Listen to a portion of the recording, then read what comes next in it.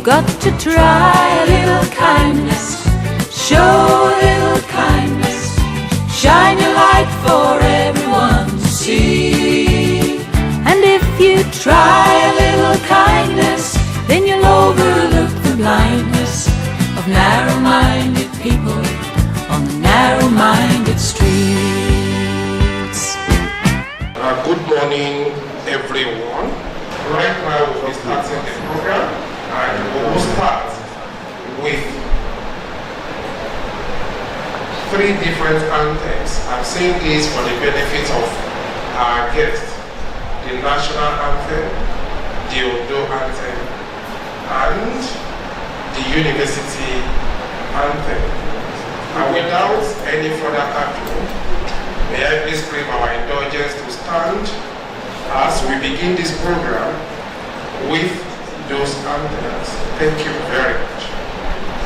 Shall we please stand for those who can and for those who cannot? Thank you very much.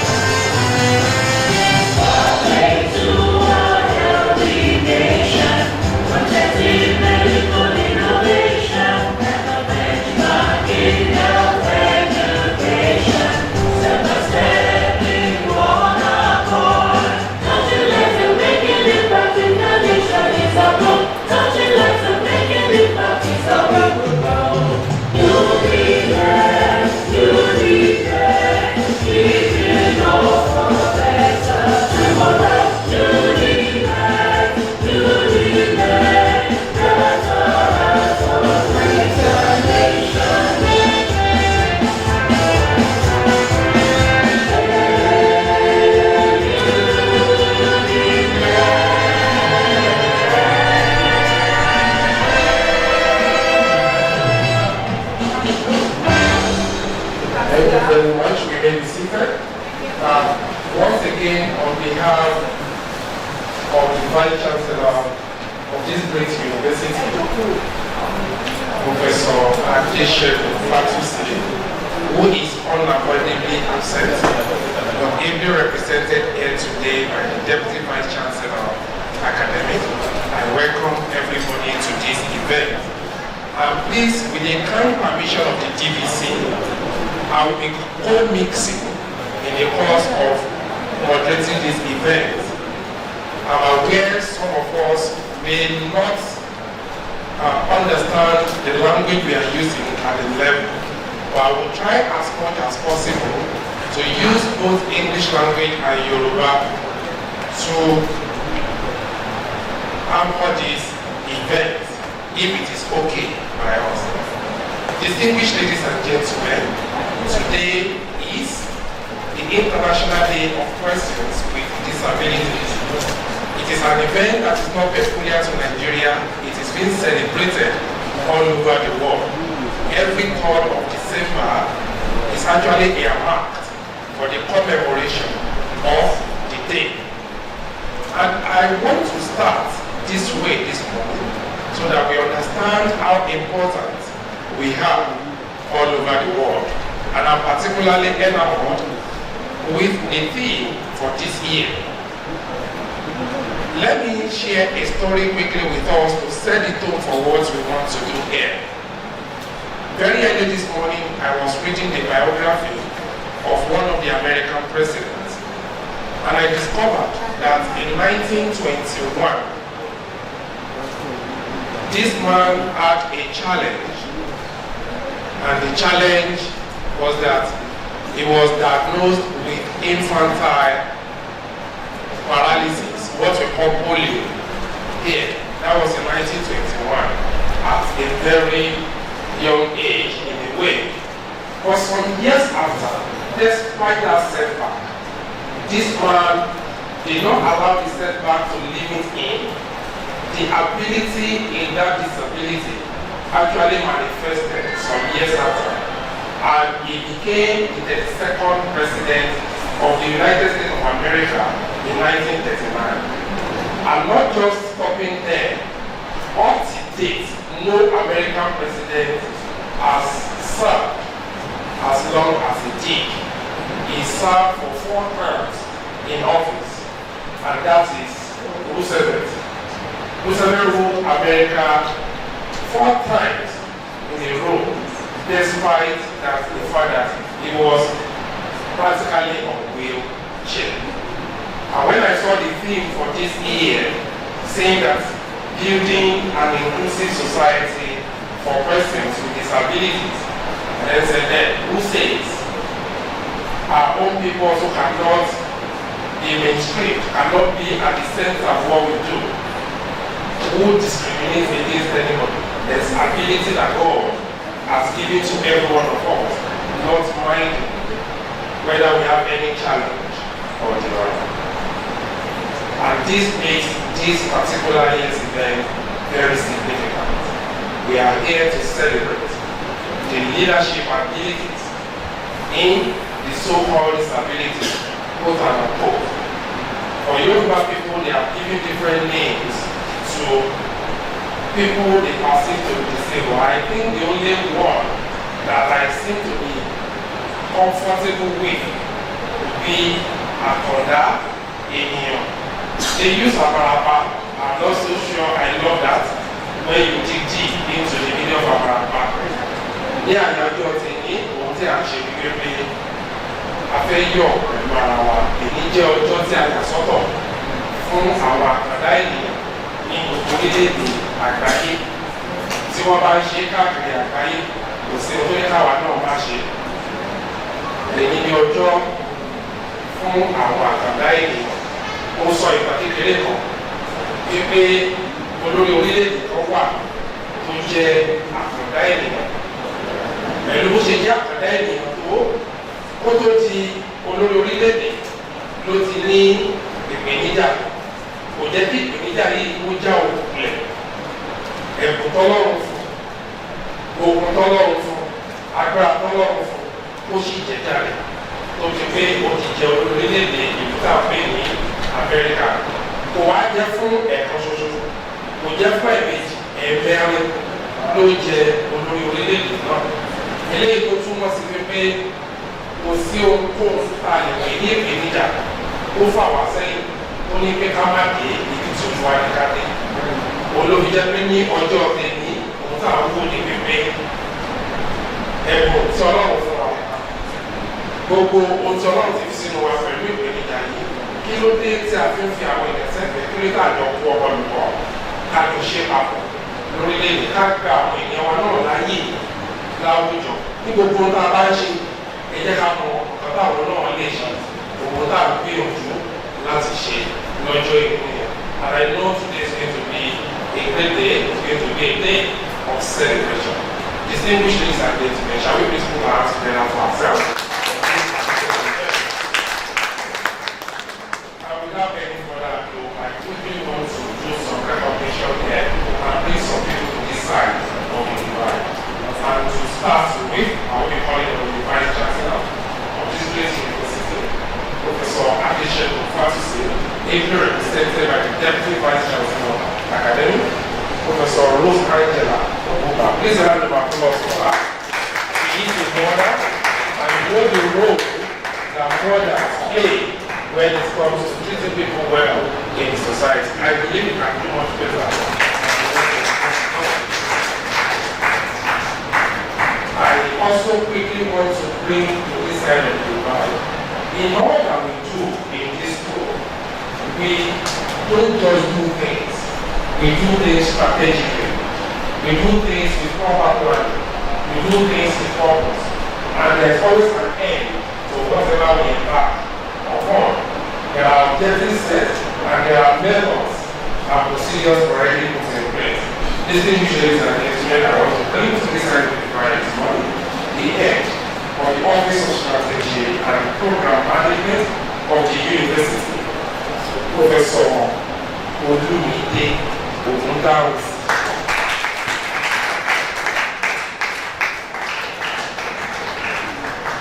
And for the Office of Disability Affairs and Services, you hardly find that in most universities or in any institution. That will tell you how unique we are and the kind of emphasis and significance we place on people living with one challenge or the other. We have an office dedicated to that in this university. And I have the singular honor to bring to this side of the divide the director of that office, Dr. Immaculata Ogechi.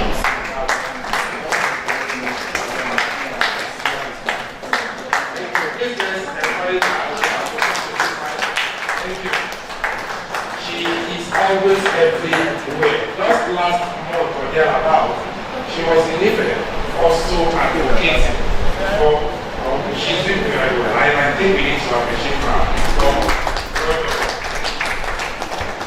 And also we have some speakers already lined up for today's event, and I know they are here.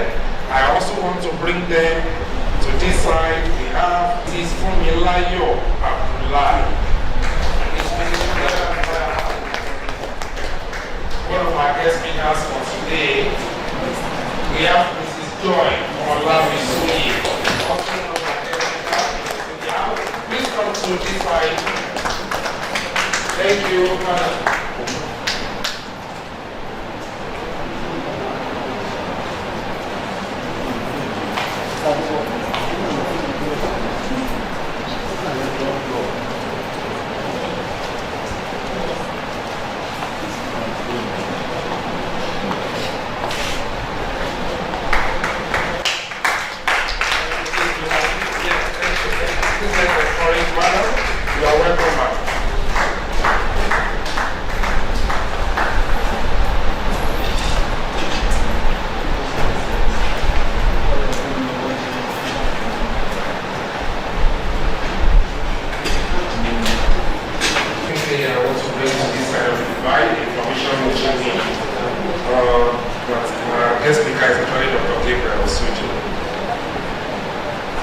Gabriel?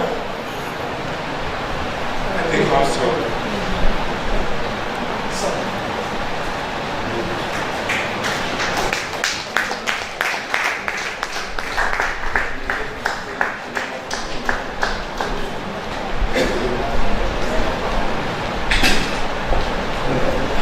I guess when we get to the level of discussion, I will be introducing the discussants.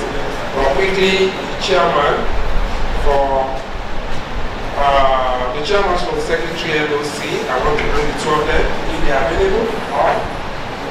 Instead, we have Ms. Justina and then Oluwada and Jai. I recognize you. Please a round of applause.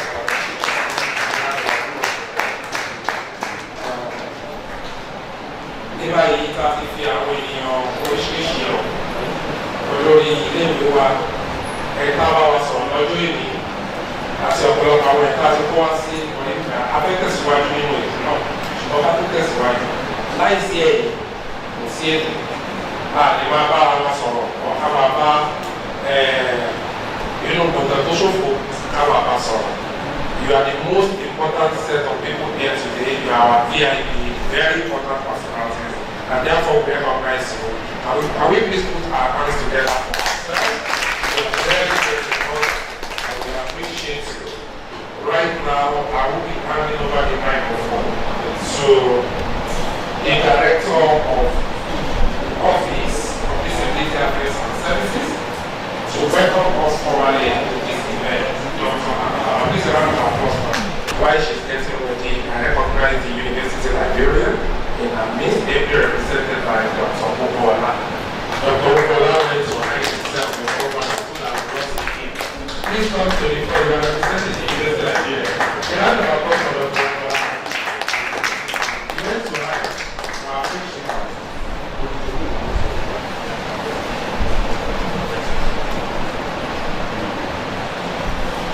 Good morning, everyone. Happy International Day of Persons Living with Disability to you all. Okay. Our distinguished chief host, Professor Adesegun Fatusi, Vice Chancellor of our dear University of Medical Sciences, only represented by our DVC account, Professor Rose Angela Woba, the DVC herself, and our dear Professor Olumide Ogundaosi, the Director of the Office for Strategic Planning of the University Programs, and the Chairman for the 10th anniversary program and celebration of our dear university. Other principal officers, the librarian, heavily represented by my dear friend, Dr. Obola, you're welcome. Our special guest of honor, Princess Folashade Arise, invited guest speakers, panelists and participants, gentlemen of grace, UNIMED community here present, ladies and gentlemen, you are all welcome. I am delighted and honored to welcome you all to the maiden edition of the International Day of Persons with Disability, organized by our dear Office of Disability Affairs and Services, as part of the 10th anniversary celebration of our dear university, the first specialized medical university in Nigeria, University of Medical Sciences, Ondo City, Ondo State, Nigeria.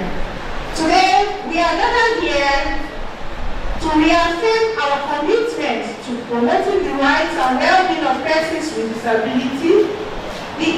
This day's event theme is Building an Inclusive Society for Persons with Disabilities, which serves as a powerful reminder that inclusion and accessibility are essential for creating a society that values diversity and promotes equal opportunity for all.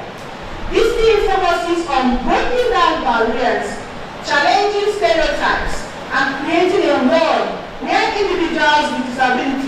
can freely participate and thrive. Through this event, we have come together to raise awareness about disability issues and challenges, share inspiring stories of resilience and achievement, highlight innovative solutions and accessible technologies, and foster dialogue and collaboration among stakeholders. I express my gratitude to our indefatigable and focused Vice Chancellor, Professor Adesibu Fatusi, who is the brain behind the need for inclusion. He dreamt it and brought it to manifestation by creating the Office of Disability Affairs and Services and empowering it to function effectively. Thank you, sir. We acknowledge and thank our principal officers and the administrative team of UNIMED who have been of immense support to this directorate.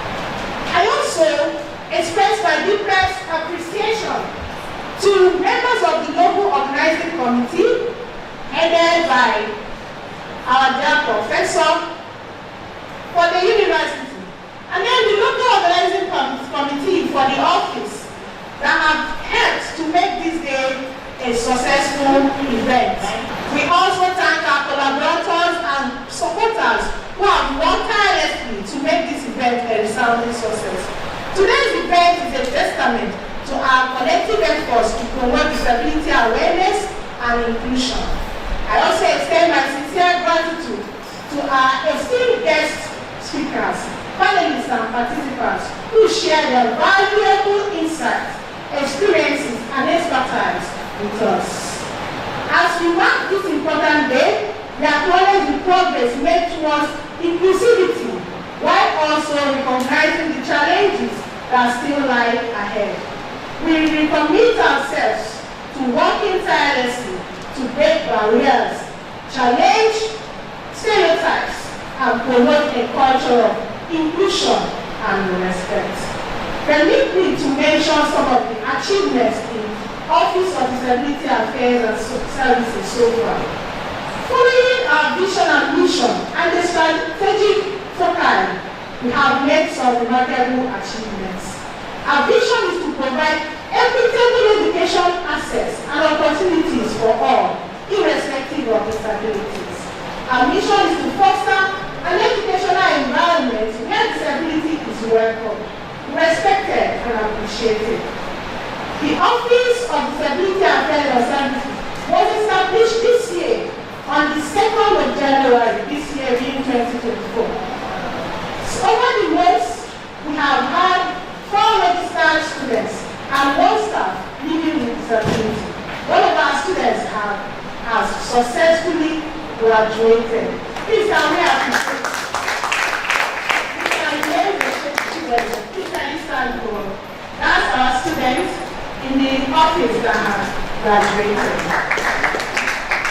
Through collaboration with the Human Resource Unit, Admissions Office and the ICT, we gained access to 32 new students living with different disabilities.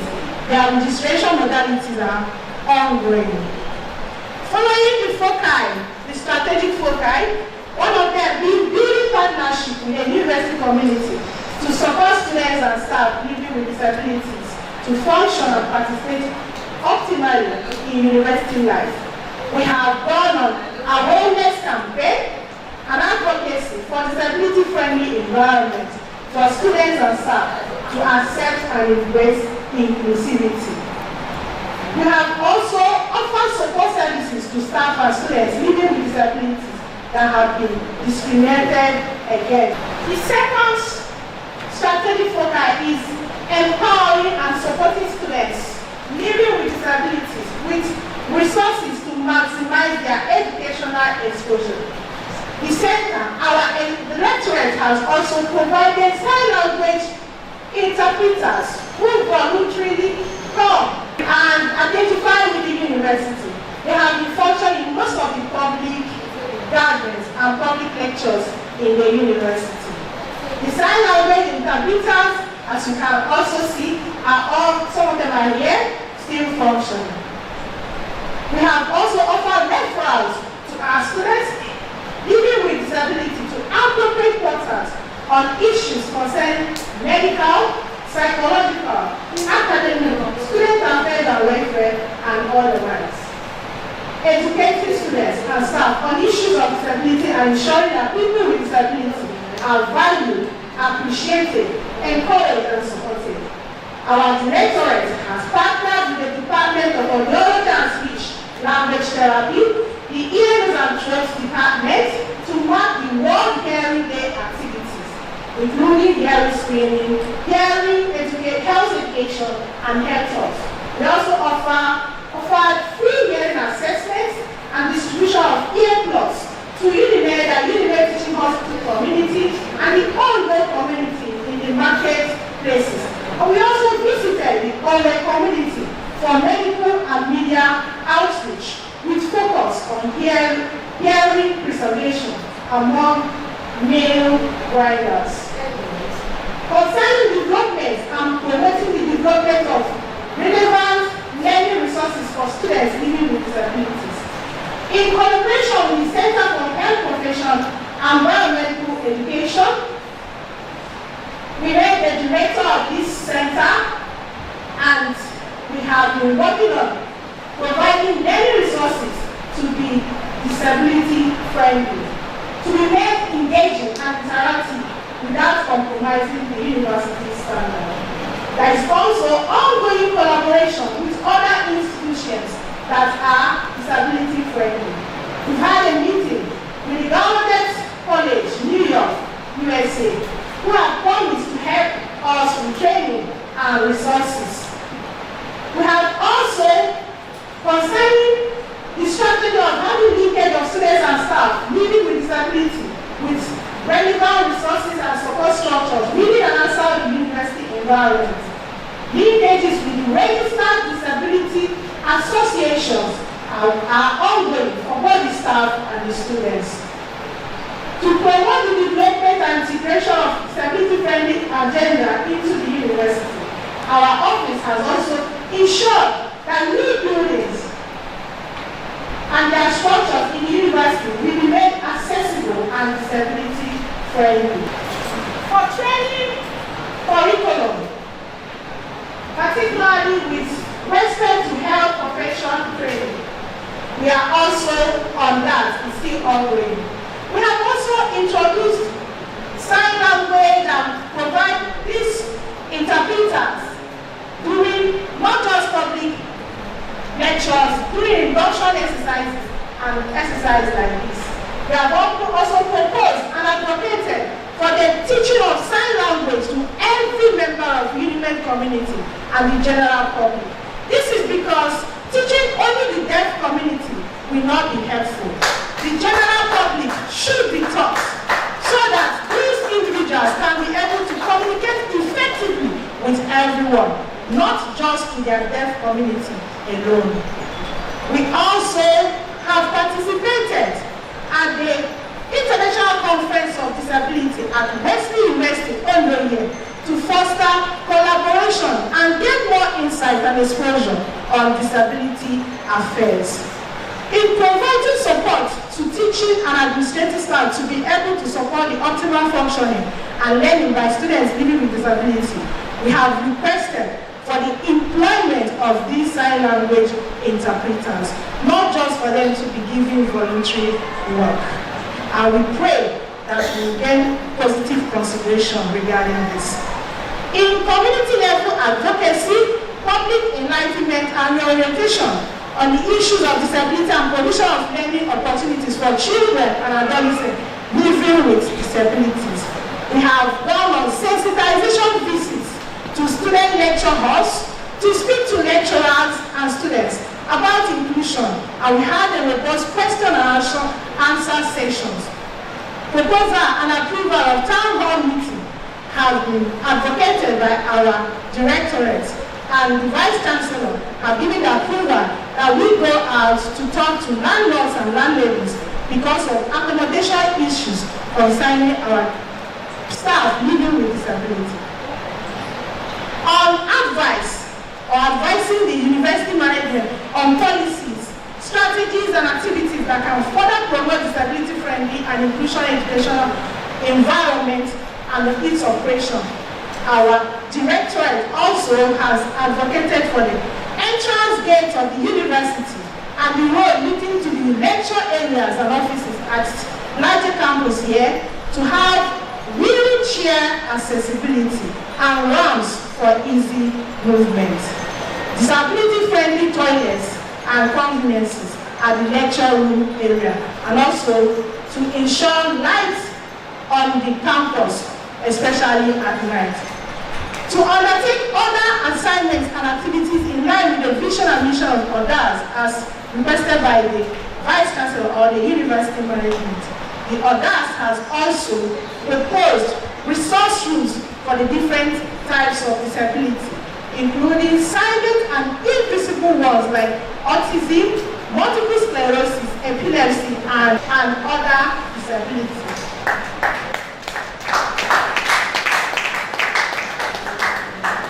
These successes have not come without challenges. The major challenges is in the area of funding for outreach programs, personnel staff, no acceptance of persons with disability in Ondo community, and space for resource rooms, light supply, poor internet access around the offices, office furniture, and work materials. Furthermore, accommodation for staff living with disability has been of great concern. We therefore plead with landlords and landladies for their consideration towards this. We acknowledge and thank the Office of the Dean, Student Affairs Unit, who has, through the support of the UNIMED management, provided special accommodation for our students living with disabilities. We look forward to hold workshops on disability etiquette and awareness, film screening, highlighting disability stories, inclusion sports and recreation activities, frequent panel discussions on accessibility and inclusion, and to organize support groups for persons living with disabilities to advocate for and support themselves.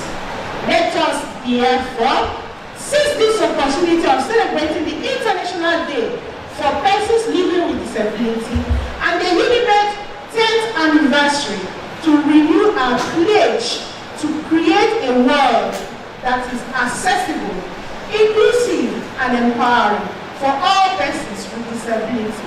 And let us relax and enjoy this celebration with enthusiasm, renewed hope, and commitment. There is ability in disability. Thank you.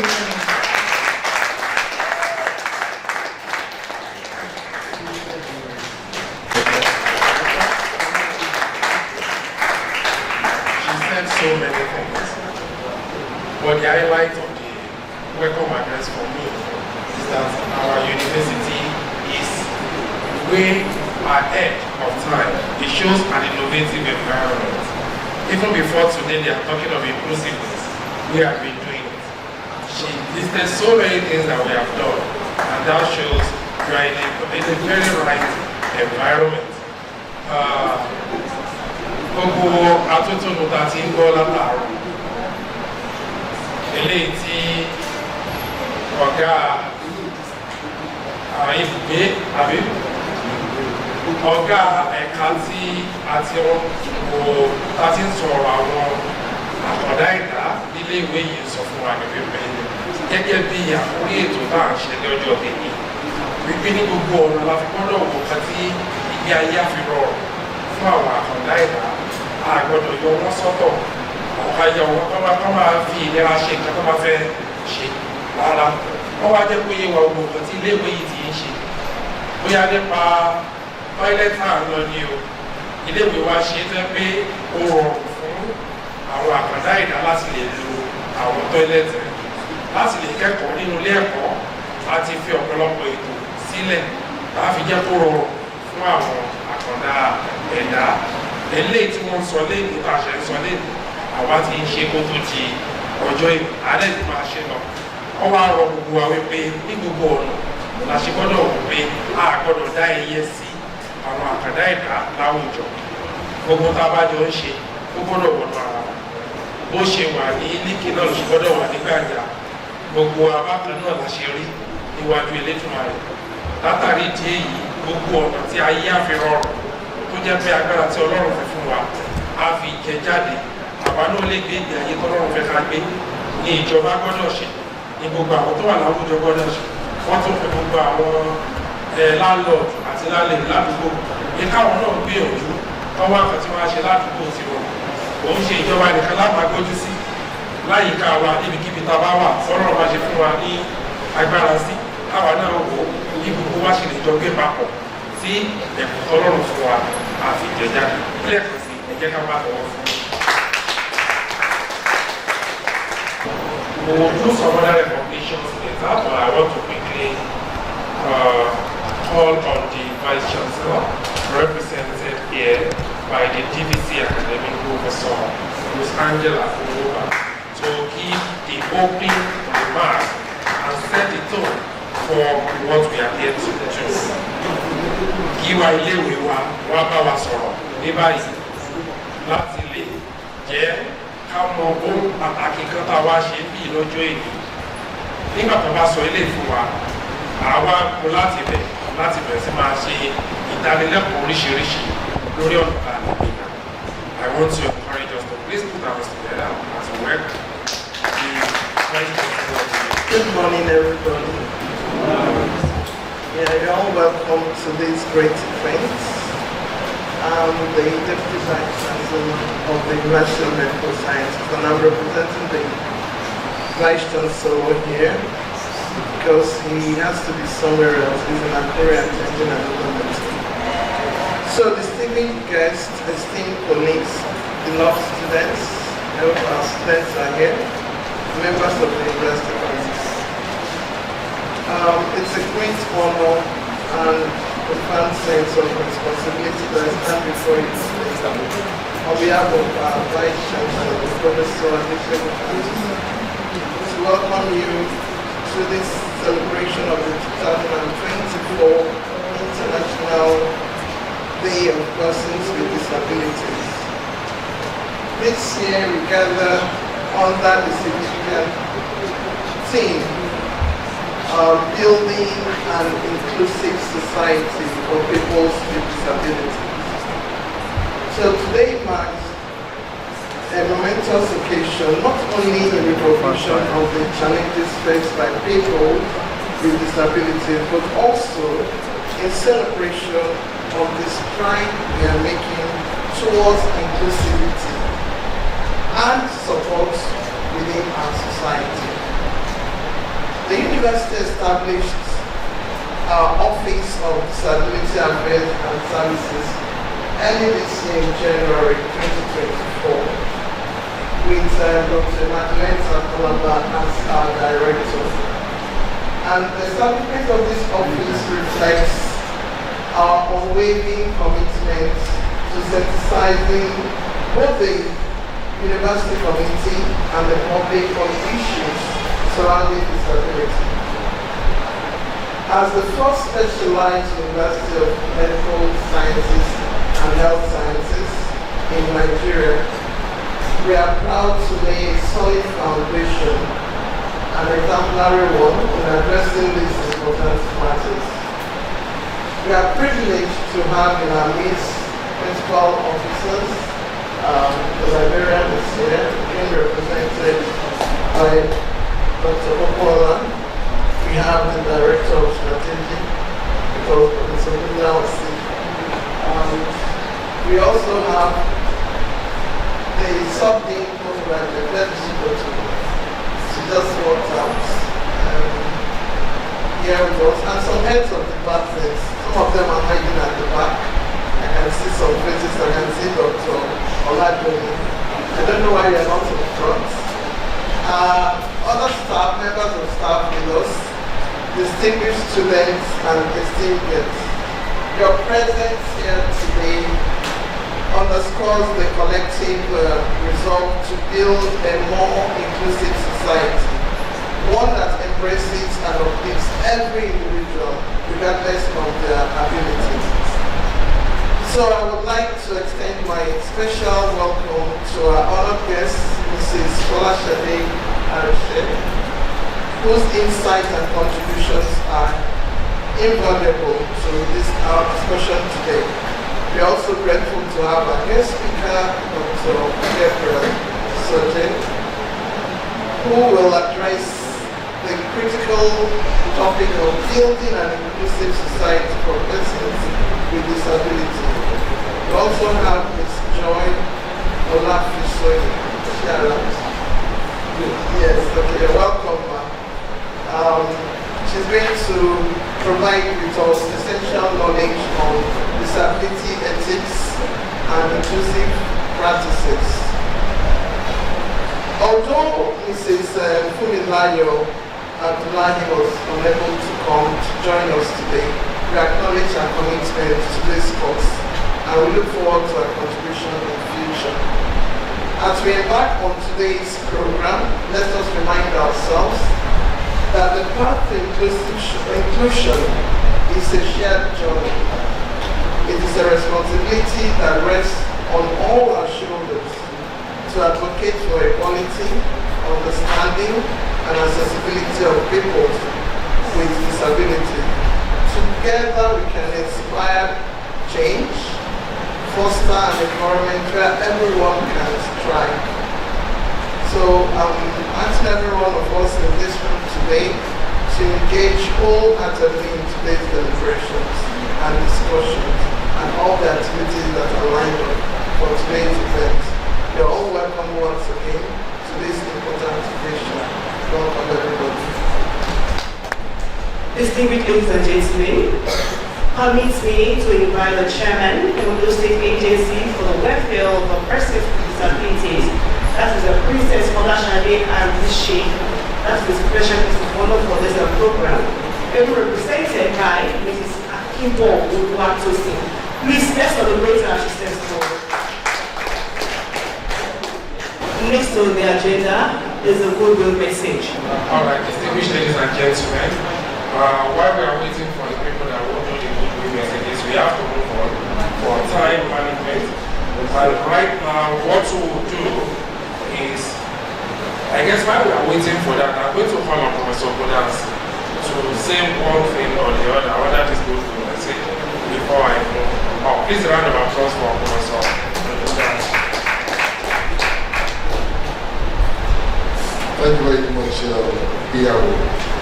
It was totally prepared for, but let me just say that I think it's very important that our university understands and recognizes the importance of making provision for persons with disability in our community. Very often in our country, Nigeria, we see facilities, buildings, utilities, public conveniences that are constructed without consideration for people who are either visually impaired or have disability with mobility or one thing or the other. The grounds are not in place, the steps are not evenly spaced, so that people who are visually impaired are comfortable in measuring their steps. Signages are not available in Braille. There's so many things that we still need to address in our society as Nigeria to cater for this very important segment of our community. Like we had earlier on, disability, and these individuals indeed will all have a lot to contribute to society. So I'm actually particularly glad that the university has recognized this and is placing some attention that it deserves. I just want to say that, for us also as individuals, it's up to us also to create the awareness and to educate people who are within our sphere of influence about the importance of making constructions, buildings, especially public buildings, accessible to everybody. And on that note, I think that what I've said about it enough for now. And I just want to again express my appreciation to the organizers of this important event. It is a landmark, and I look forward to seeing it happen again on an annual basis. Thank you.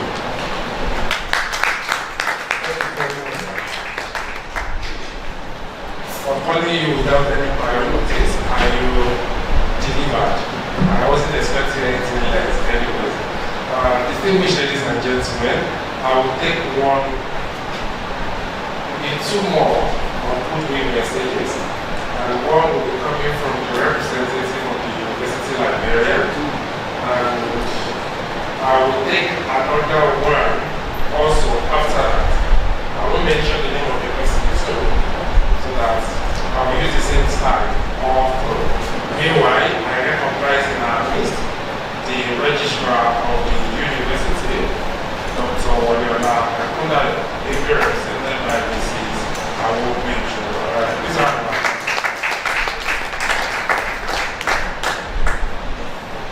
Thank you very much, everyone.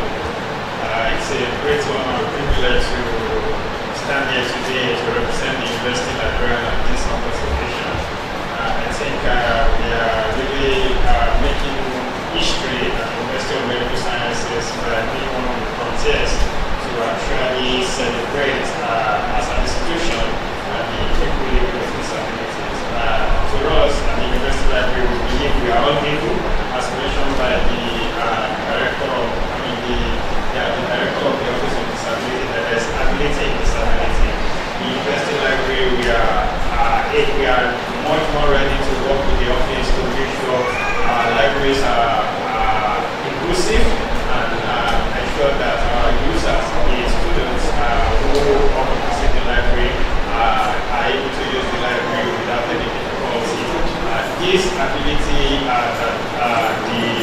that is already available in disability is something we are focusing on, that is the ability of the mind. We believe that everyone has something to offer. We are happy to be with you today, and we wish us more celebration. Thank you to the university.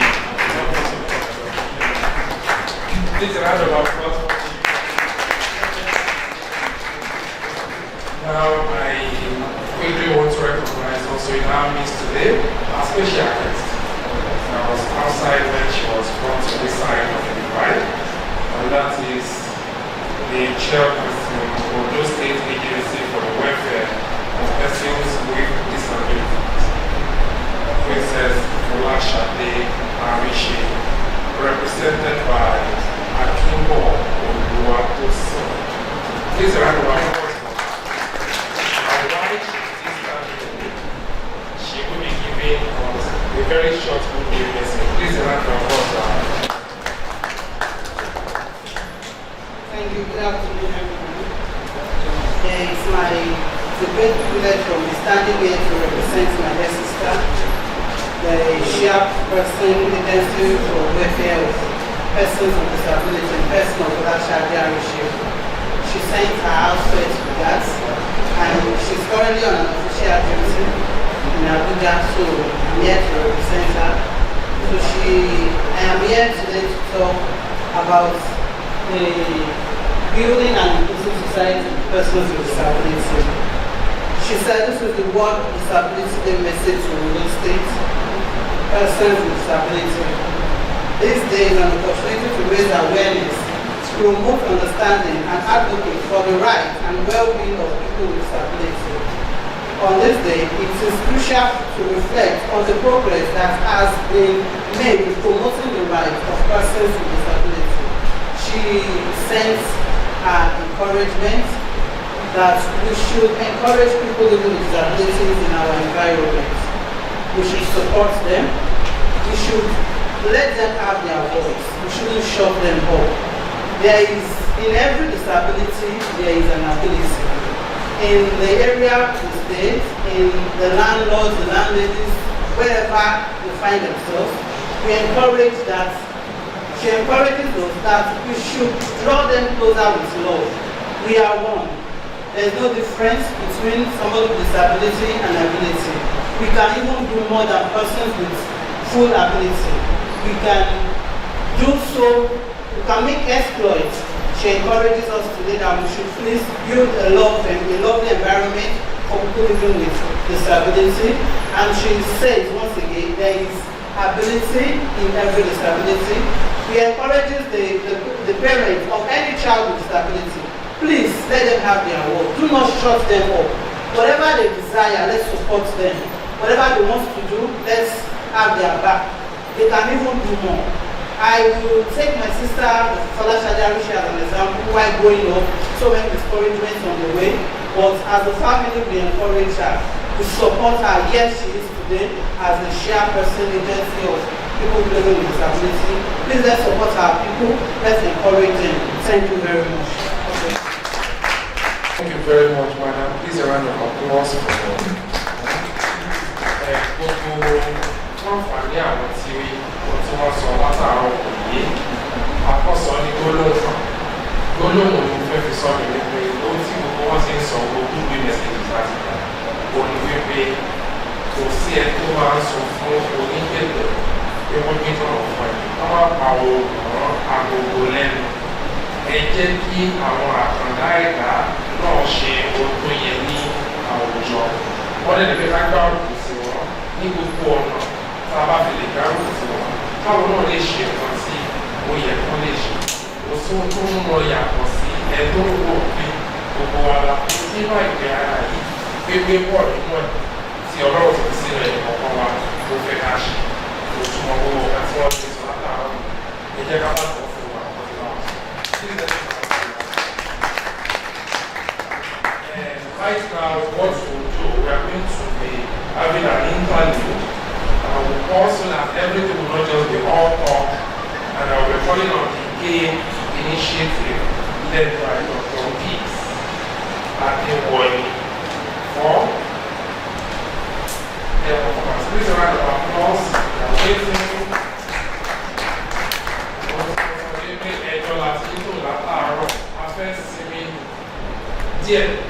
Láti ipò kẹta tó fi lè dára wa lọ́nà ayá tí wọ́n sọ fún wa ọ̀kára pẹ́ wọ́n ti bẹ̀ẹ́ jápà kan fún àwọn ọmọ ẹ̀ṣẹ́ ọ̀rọ̀ pé ìdí ìlú ṣe é sí.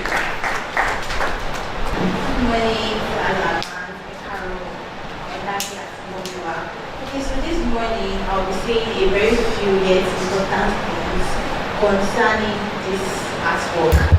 So, my life has to be planning very important. What can we see? Kí la lè rí ní oṣù nǹkan tó wà lórí ojú mi yìí? Ta ló lè sọ nǹkan tán rí lórí ojú mi?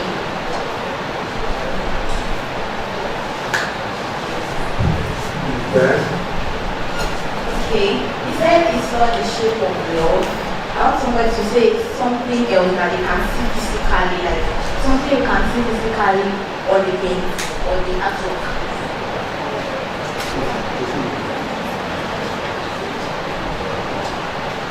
Well, from my observation, I could see many colors, yellow colors, black colors, actually with very short, dark and whitish colors. And you know, when I different direction, because the message is presented by the game initiative. The national geographic disability, television, and GPD, television. So, because the colors, yellow colors, were intertwined in that color. So, definitely the cushion or something kind of multivariate color, something like that. So, I think the thing is, the thing of this, so, only Buddha, the last group of people and the individuals or institutions or whatever, or society. So I think all good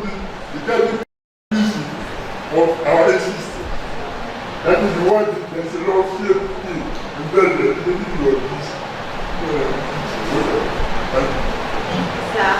So, what I actually wanted, okay, so what I actually wanted was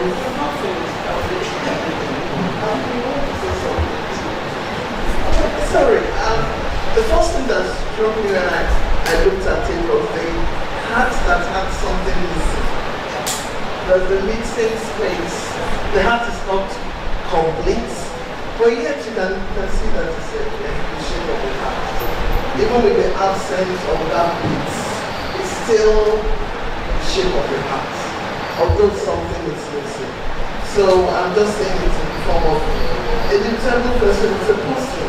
Even if some parts of that person has some problems, like it's absent, that doesn't make the person not a person.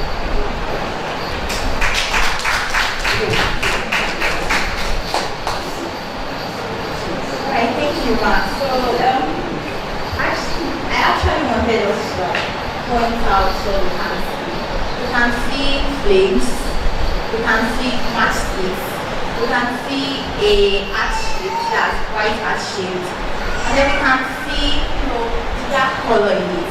So, like I said before, I said I'll be explaining a few things, but still important things.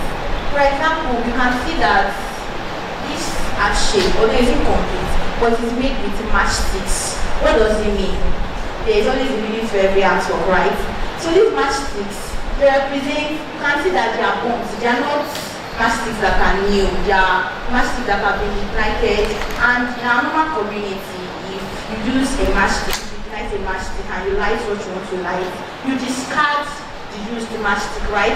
So it is like an example to show that although a person may look like something that the community wants to dispose, yet the person can become something that will be used to perform something beautiful. I don't know if you guys are getting me.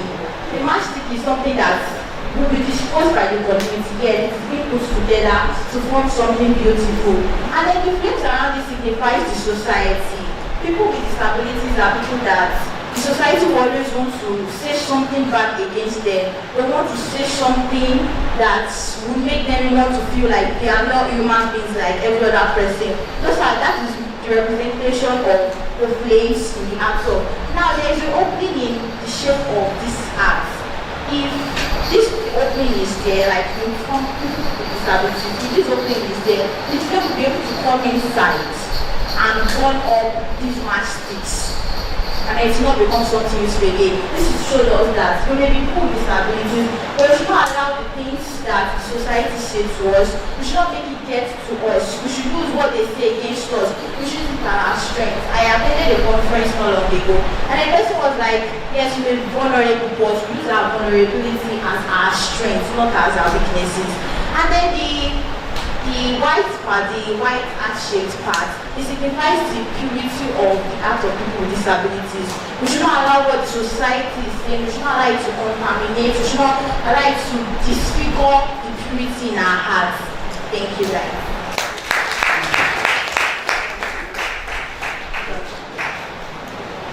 Thank you very much, everybody, and thank you, everyone, for also the part that I didn't even see that was brought out. Thank you very much.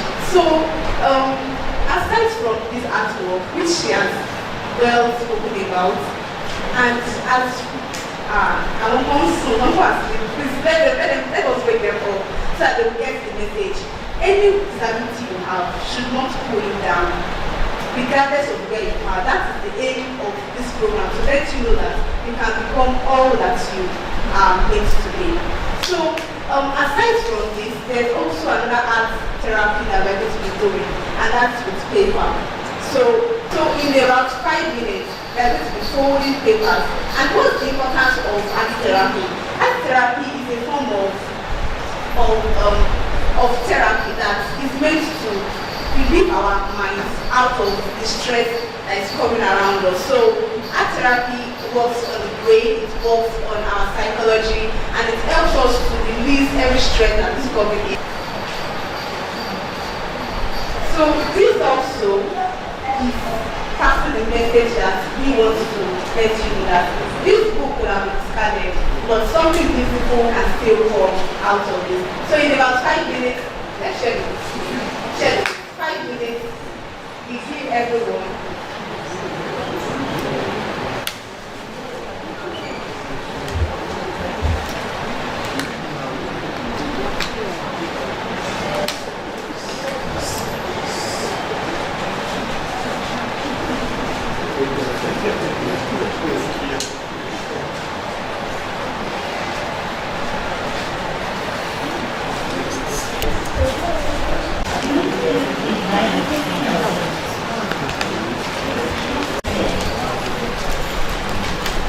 So we hold one end of that family.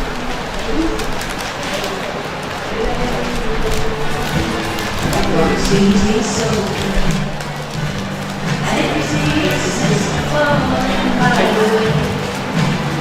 Just stop and say, So you stop right. you've got to try a little kindness, show a little kindness, shine your light for everyone to see. And if you try a little kindness, narrow-minded people, narrow-minded, don't walk around down the night, and then wave down, instead down. And the kindness that you show every day, that's someone along the way. You've got to try a little kindness, show a little kindness, just shine your light behind the street.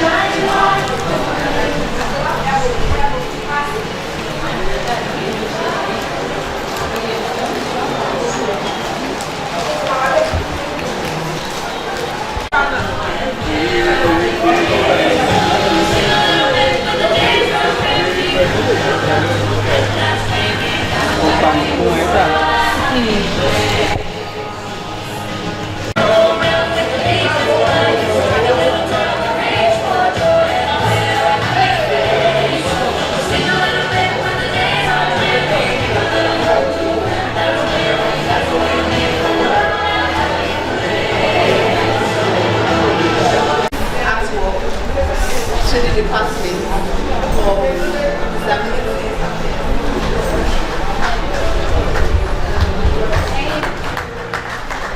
And then I'm about to ask for the issue.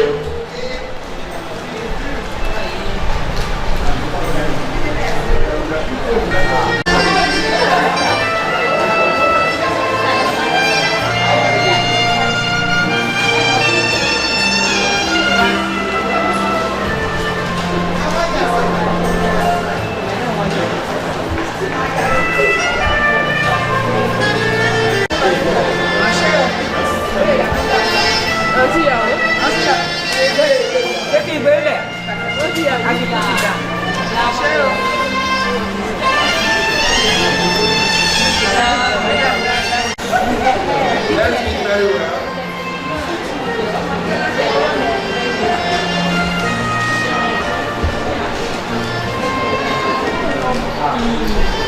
Can we put it down?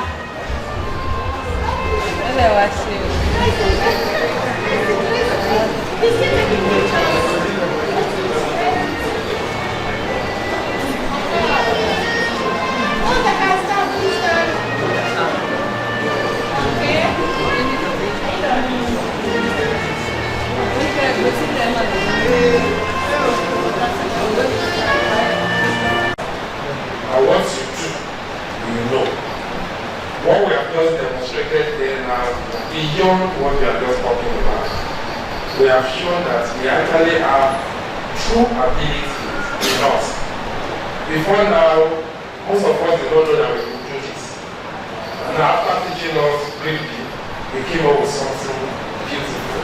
I wish I could show you the pictures that we used to love. You have all done well.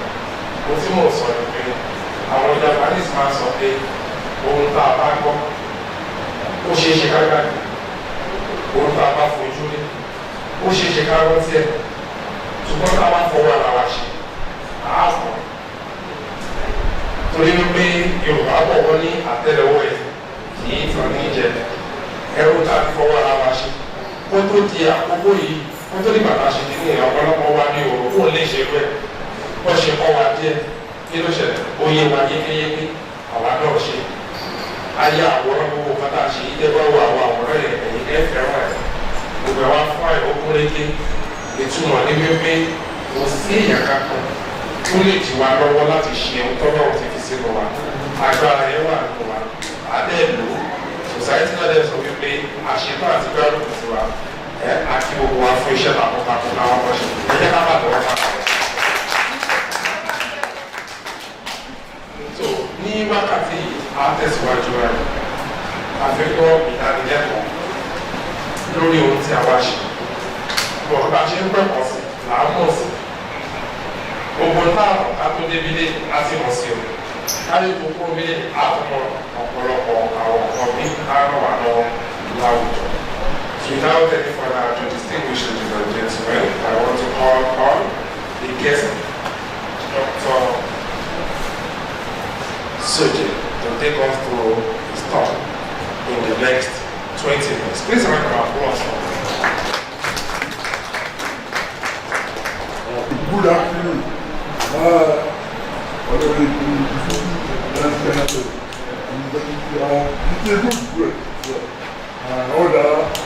Ladies and gentlemen, well, this is an honor to be here today. Well, this is my first time of advocating and championing the rights and inclusion of people with disabilities. It is something gratifying for me, something that makes me happy, and something that makes me somehow empower others like me, and to make the society know more about the plight, aspirations, problems, challenges facing people with disabilities. But before I start my presentation, I think I will give a little exercise, small exercise here. So I think you will do a regular as well as people with disabilities. Likewise here, I will do those with disability to stand up and tell people with disabilities that you are empowered for success. Can you please stand and tell them that they are empowered for success? You can tell them you are empowered for success. They are empowered for success. Go near them. You go near them and tell them you are empowered for success. Go ahead, go, move around, move around. Move. Tell them they are empowered for success. All of you empowered for success. Tell them they are empowered for success.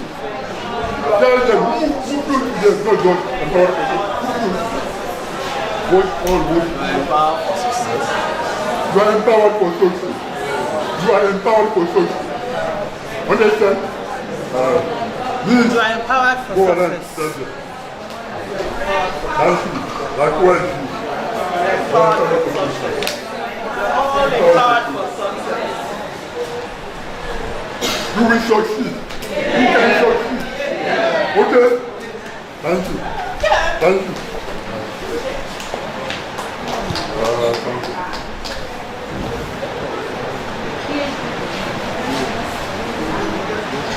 So, something we need to think about as stakeholders, the disability community, we need to think about this. The inclusion is not a choice. It is not a choice, but it is a human right. The inclusion is a human right. We all disability children. It is our right. It is our inalienable right. in the shame of things, in everything around us, in our homes, in the society, in the world. We need to be included, we said to be included. What does inclusion mean? What do we understand about inclusion? What do we understand about inclusion? It means so many things. First, systematic fashioning, process of fashioning society into one. All of us here, all of you here, all of us here, and one. You are not divided, but you are all together.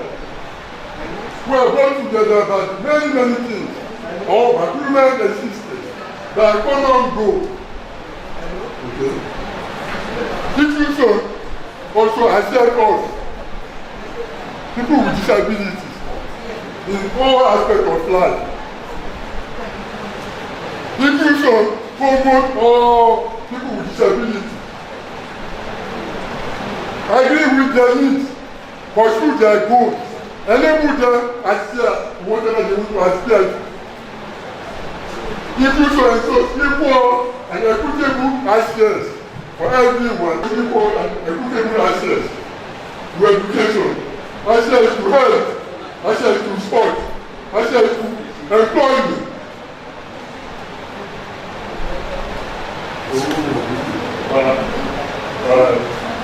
Okay, thank you.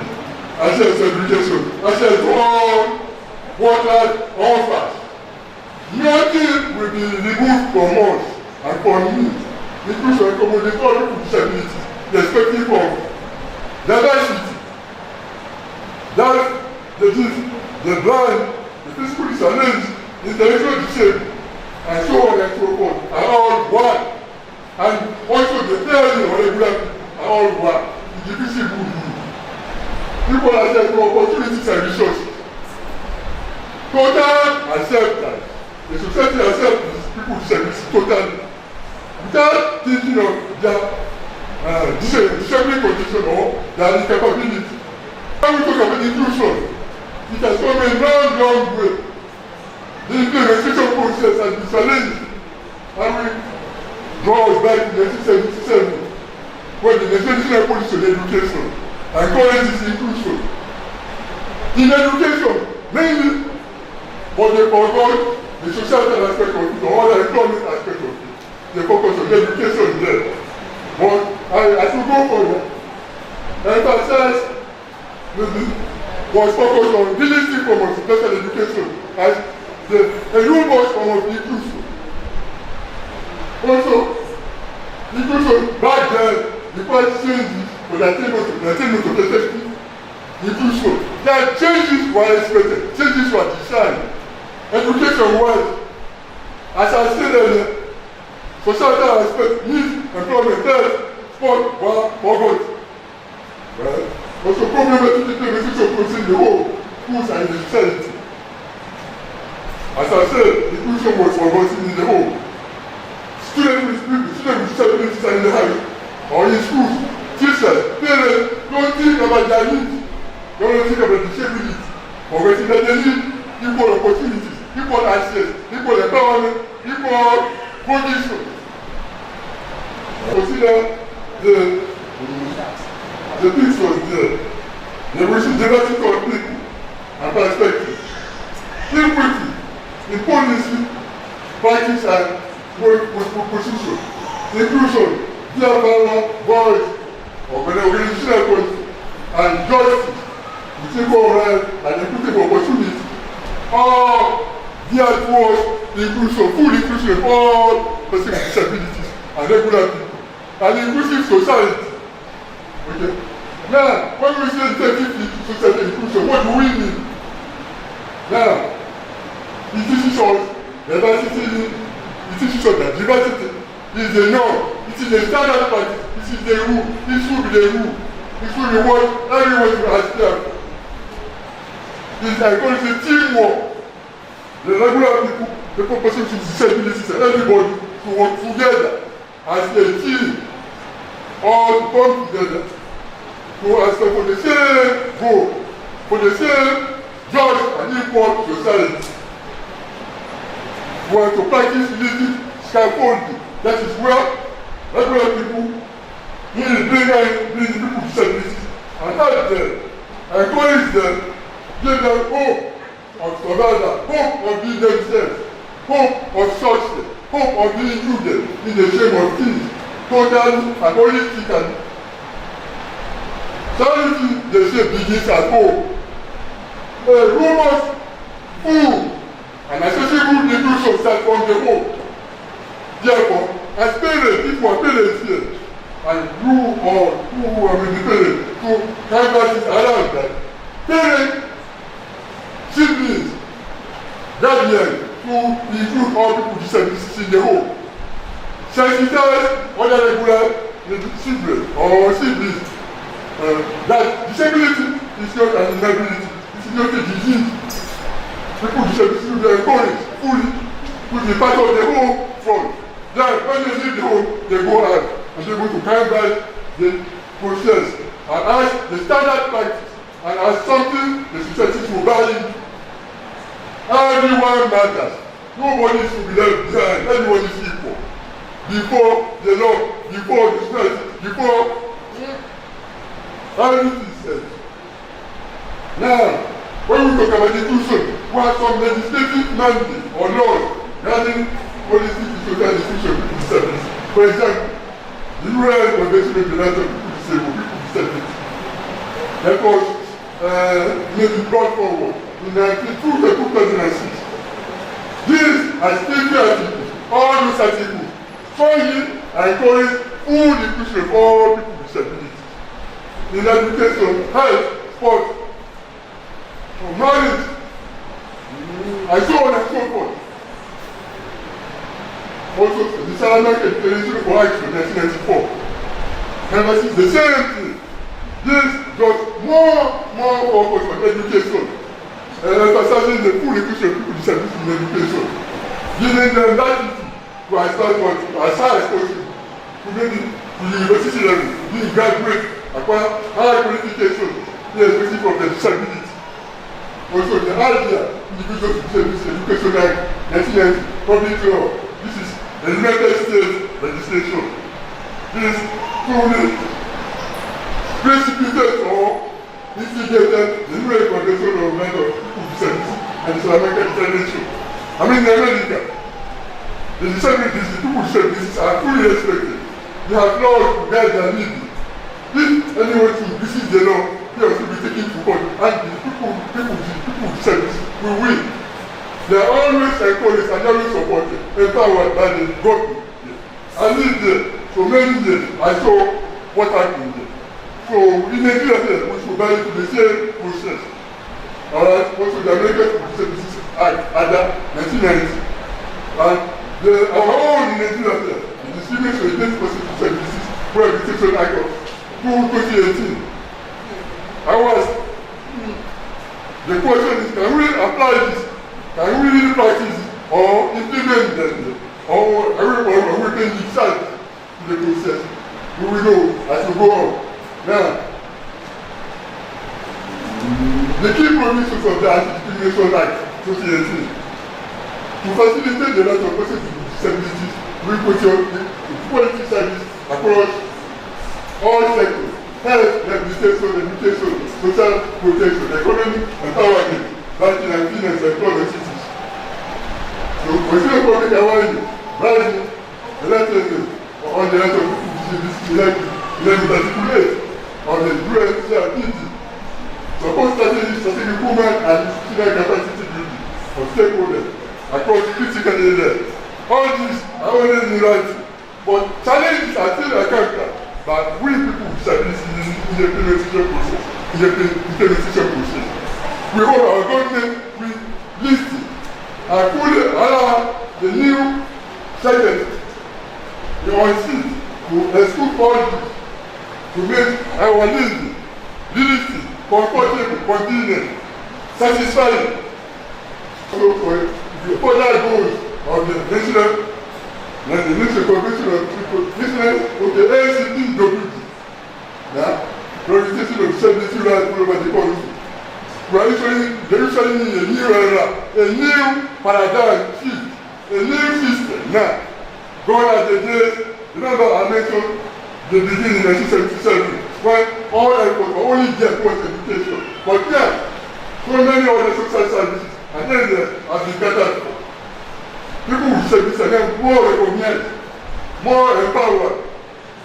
Because the most successful, for example, most states are appointing people with disabilities as special advisors to their government. All a product of this new legislative mandate instituted by the because to promote food as a inclusiveness through sustained advocacy. Advocacy is now being more sustained, more encouraged, more enhanced by the coming from people with disabilities that we all belong. Now, our thing here is on inclusion, but another thing that is guiding this year's celebration is establishing effective leadership and preparing the leadership of persons with disabilities for an inclusive and sustainable future. What does that hold for us leaders, stakeholders, and other managers? Let's see. Now, to amplify the leadership of people with disabilities and our other leadership process, there is this people with disabilities. There should be sustained leadership training of leaders of people with disabilities and our other leaders here. Both to work together to make sure that people with disabilities are properly trained and guided. The leaders especially, the associations and all over Nigeria, to empower, train our ethical leadership, human rights-based leadership, and so on. There should be basic awareness and advocacy initiatives. More advocacy effort through the instituted, where so people with disabilities are carried along, and their needs known, needs met, needs felt, and needs provided by the government. There should collaborate also, there should be inclusive decision-making process. All stakeholders should join together to make correct decisions that will benefit all people with disabilities. Going forward, also, transform a platform should be created where all needs are expressed and addressed immediately, not dragged further or something. Now, can we consider the key implications for improvement? How can we improve inclusion with the present realities on the ground? There should be clear role models for all people with disabilities. Achievers versus non-achievers. The non-achievers who like to be achievers. Also, promoting such inclusive gains. There are gains in inclusion. We should promote it, make it sustained. Therefore, to be sustained, make it more community, make it more rewarding for persons with disabilities. There is this regularly. Also, attitude. There should be improved attitude. There's this attitude determines attitude. Our attitude can. We are all leaders here. We say we are in support of people with disabilities. We love them. Now, can we really show it?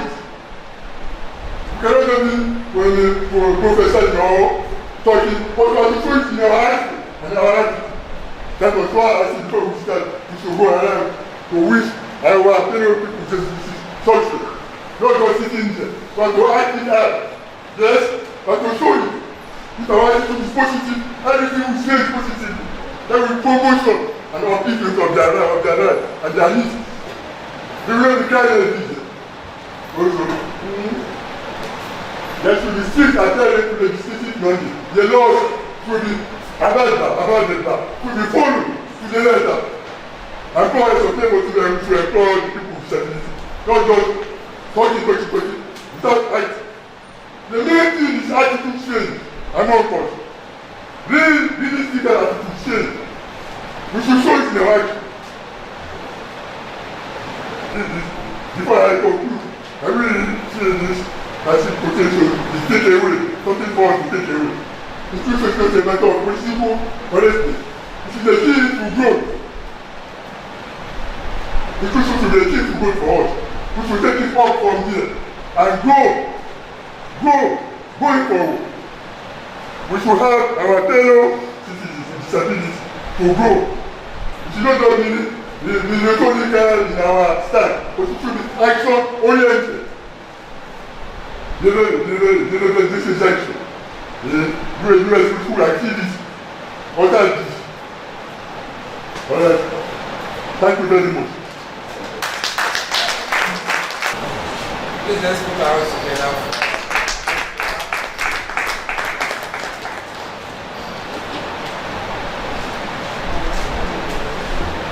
Thank you so much, sir.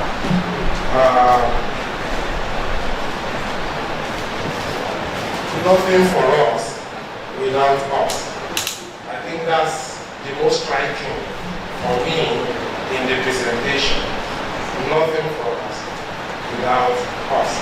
And that emphasizes the inclusion that we're talking about. Until we involve people in decision-making process, we may actually not get it right. And it's about a lesson. Olóòrùn tó ti ta ohun àfọ̀ fún ìdí èyí ó gbọ́dọ̀ kí ìbáṣepọ̀ wọ́n ti lè lọ láwùjọ dáadáa ó ṣe pàtàkì fún àwọn tó kàn láti mọ̀ nípa àwọn ogun ìgbésẹ̀ tó bá fẹ́ gbé lórí wọn torí ẹ̀ lè sọ pátá bá fẹ́ nínú tó sọ fún wa wọ́n jẹ́ ká mọ owó òfin tí wọ́n ti ṣe ní ìgbà kan tàbí òmíràn lórílẹ̀‐èdè yìí ní orí òkè òkun ní o tí ó ń sọ kátà tó sọ lé ní ìlọ pé àlóṣe pàtàkì tá a bá fẹ́ kí àwọn àkàndá ẹ̀dá wọ́n ṣe bó ṣe ọkọ̀ ṣe láwùjọ a gbọ́dọ̀ jẹ́ káwọn náà mọ̀ pàtàkì ṣe kálẹ̀ ìjọ ṣe pàtàkì àgbájọwọ́ ọdún la fi ń sọ̀yà nígbà tí wọ́n bá lọ fọwọ́ ẹ̀ sọ̀yà la tó lè tẹ̀síwájú bó ṣe yẹ ká tẹ̀síwájú lẹ́ẹ̀kan sí ẹ̀yẹ kí a bá àtẹwọ́ fún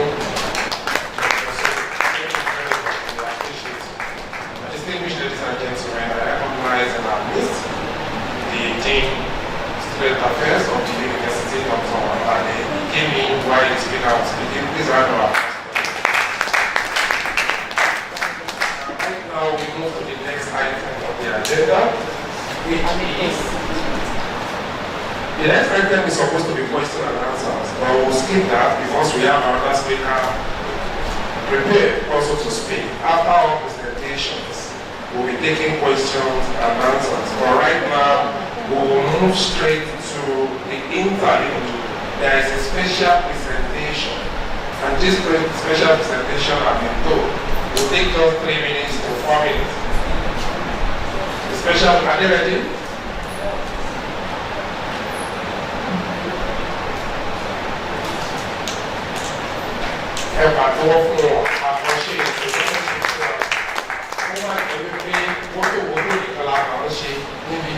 Tá a bá ti tójọ́ díẹ̀ ẹ jẹ́ ká wo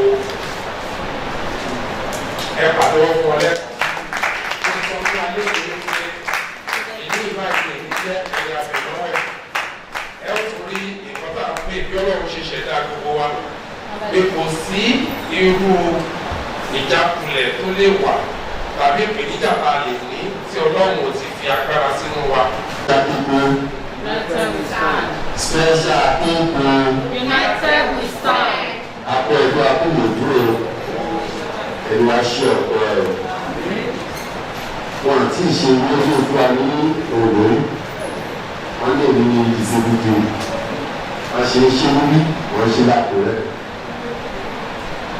Orúkọ tèmi Maxine Akínyẹ̀mí. Òun láyé yẹmí ní ọba àsàntánlò. Mo ń ṣe iṣu mẹ́ta, mo lè ṣe sọ̀rọ̀sọ̀rọ̀ níwọ̀nba. Tó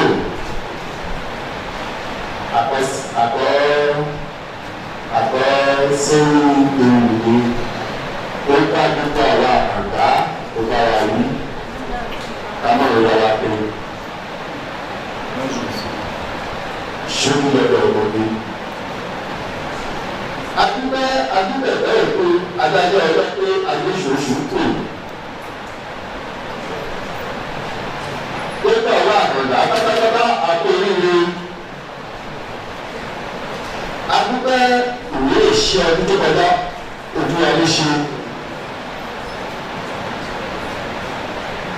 Àwọn àkàndá àpò oríire adúbẹ̀ bẹ́ẹ̀ kú. Ẹjẹ́ ká bẹ̀rẹ̀ ṣàkíyèsí. Ẹ má jẹ́ ká máa ṣe pé mo fún ọ ní nǹkan, ẹjẹ́ ká kọ́ ọ bá ṣe ń pẹja. Ẹjẹ́ ká fi ṣe sí ọlọ́ àwọn àkàndá. àtàndá ń kọ́lé àtàndá ń ra mọ́tò. Olóògbé ọjọ́ kìíní àná àtàndá ń adéṣù olùkọ́kọ́ wà mọ́tò lórí ìlú sì tì. Òlẹ́sẹ̀ méjèèjì àtàndá ń. Àtàndá ń kọ́lé àtàndá ń ṣe gbogbo méje àyà mẹ́fà. Lọ́dún náà ni àtàndá ṣe rẹ́díò. Àdúgbò ọlọ́run ọba dání. Ẹ jẹ́ ká pé ọwọ́ ṣàkíyèsí ẹni tí ò bá níṣẹ́ ó lọ wá ṣeéṣe. Àìníṣẹ́ ń dàyàn láàmú. Tá ò bá tiẹ̀ máa kọ ẹ jẹ́ ká níṣẹ́ wa lọ́wọ́. Àwọn tó wà ní stadium l'Àkúrẹ́ àkàndá ni wọ́n ṣe sports. Àbújá wọn lọ́dẹ. Gbogbo orílẹ̀-èdè àgbáyé ló ti mọ àwọn àkàndá. Ẹ jẹ́ ká máa ra àkàndá sí nǹkan rere. Àkàndá kọ́lé, àkàndá ra mọ́tò, àkàndá ra maṣíìnì fẹ́lẹ́sẹ̀ méjì. Iṣẹ́ ló ṣe. Ká máa tẹ́gà òòtó kankan. Ẹ jẹ́ ká níṣẹ́ wá sọ́wọ́. Tá bá fẹ́ ṣe bàtà, wọ́n máa wá ibi tó bá wà. Tá bá fẹ́ sọ̀rọ̀, wọ́n máa wá ibi tó bá wà. Iṣẹ́ ọwọ́ ni kì í tẹ̀lé oúnjẹ. Ẹ̀yin bàbá wa ẹ fún wa ní àwọn àbùdá ẹ ṣe ìbáwọ́mẹ́tì fún wa ẹ jọ ẹ ní ṣubú lẹ́gbàá ẹlẹ́kùn ẹ̀rù ọba ẹ ṣàníyàn.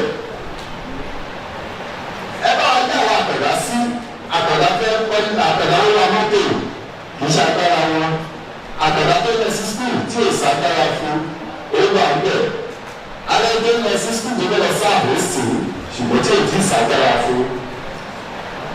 Àkàndá kọ́ṣẹ́ tí ò tí ì wọlé fi ra níṣẹ́ ẹ bá yẹ fún ọdún ẹ̀rọ báwọ́mẹ́ǹtì.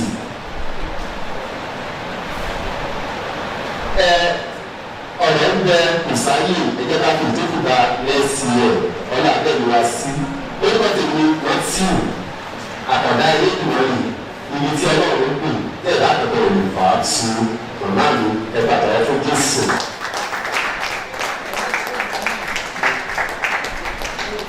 Òbí a lè ṣe dáadáa ló lè ṣe ẹ̀jẹ̀ pápá. Ìgbàgbọ́ mi lè ní pé ó yí wa yékéyéké tó bá wa sọ. Ó yé mi o. Mo lè nígbà pé ó yé gbogbo wa. The message he has just passed across to everyone is that that it is better for the society to empower our persons living with disabilities. That if they are properly empowered, they will also be able to contribute meaningfully to the society. And they give us instances of what some persons living with disabilities have been able to do. That you come across somebody who is disabled, even buying a motorcycle for able-bodied men. That they are willing, they are ready, and all they are crying for is empowerment. And you agree with me, the first thing he demonstrated is that talent. To be able to even chant in Yoruba language, that alone is something that can bring in money for him. Not everybody can do that. Not everybody can do that. That's a special skill that he has just demonstrated. And I think we will also be looking in that direction to see what can be done for him. When I see children of nowadays in schools, they can not even speak Yoruba, let alone chant anything meaningful. But some of us, we read Alawi, we read Theophagma, and we still remember till today. But it's a story for another day. So let me begin to tell us Theophagma, the way they put it down. We appreciate you, sir. Once again, I follow you. Presentation and I can ever love for legacy.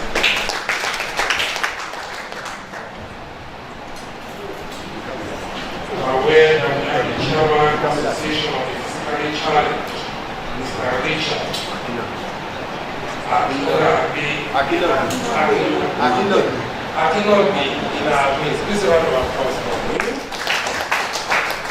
Also, I recognize Chairman Association of the Blind, Mr. Owosheni, a round of applause for him. The Chairman Association of the Deaf, Mr. Amos, is equally recognized. Right now, we move straight to the next item that we have here, and that is this show. And we have some discussants already here. I don't know how to set. Appreciate our Vice Chancellor's representative, and I pray God will continue to bless you, sir. And I also want to appreciate all the professors, all the guests, and everybody that is in the midst of this program. And I pray that may God continue to guide us and protect us in the mighty name of Jesus. My name is Mrs. Saiba Joy Olafisoye, the founder of the UNIMED Foundation and the visually impaired. Today is a special day, and everybody knows that today is an international day all over the world. Before I started, I have a special song, which I will start singing in Yoruba, because today is a special day. It's ọ̀pọ̀ lójú ẹ máa wúlò, ọ̀pọ̀ lápá ẹ máa wúlò, ọ̀pọ̀ lẹ́sẹ̀ ẹ máa wúlò, lọ́dọ̀ rẹ Olúwa. Kò sẹ́niyàn tí kò ṣàì wúlò, kò sẹ́niyàn tí kò ṣàì wúlò, kò sẹ́niyàn tí kò ṣàì wúlò, lọ́dọ̀ rẹ Olúwa. Afọ́jú ó máa wúlò, arọ ó máa wúlò, adití ó máa wúlò, lọ́dọ̀ rẹ Olúwa.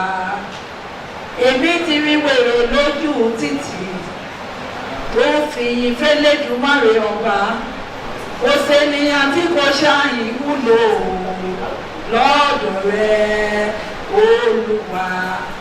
Everybody important in the midst of God. Don't say that nobody that is not talented. Everybody are talented, including deaf, blind, visually impaired, physically challenged. They are all talented. So you will know that people that is physically challenged, people with disability, they are talented.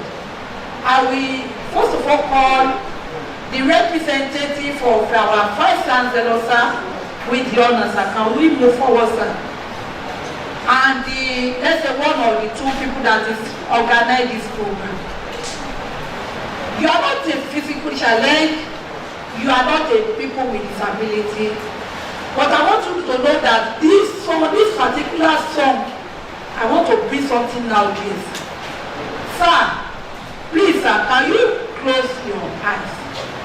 Just a little practical demonstration.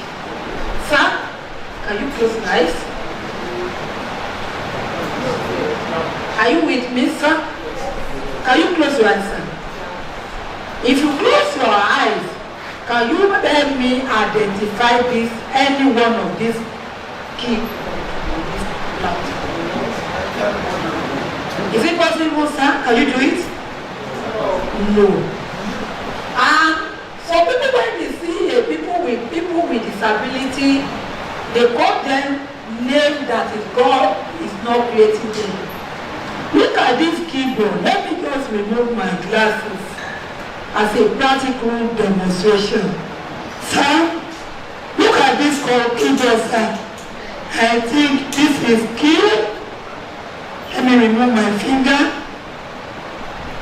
This is W. Am I right, sir? When you move forward, look at it. This is A. Am I right? This is S. This is D. This is F. Clap for Jesus. You can do more. Clap for Jesus. You are not clap for me, you are clapping for Jesus. What we need as a people with disability is support. If there's any way you can support people with disability, do it, show them love, ẹ jẹ́ ká fi ìfẹ́ wọn fún wọn. Let them create a way for them so that they can survive, so that they can promote. I'm a 200 level at Campus Abbey, 2007, 2001 at Campus Abbey University, 200 level. This is not the way the government, but unfortunately, on the top middle when I'm driving, the incident happened to me as a totally blind.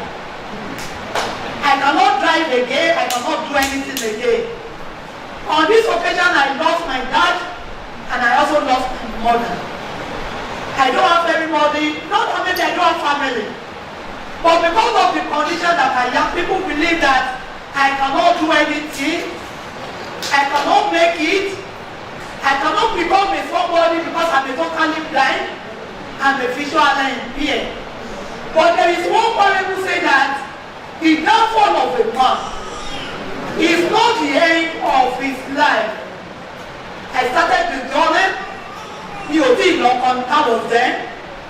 I don't even believe that when you are people with disability that you can be educated.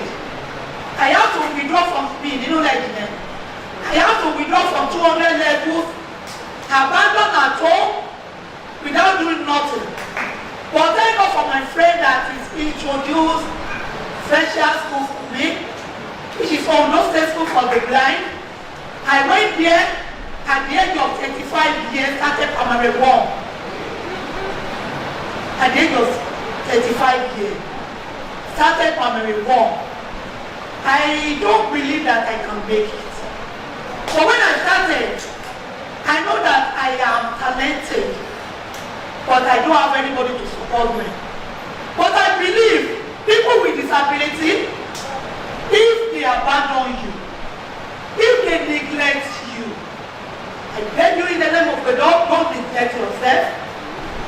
They have a determination, have a focus, think what you can do that you can be survived, that you can be making it in the future.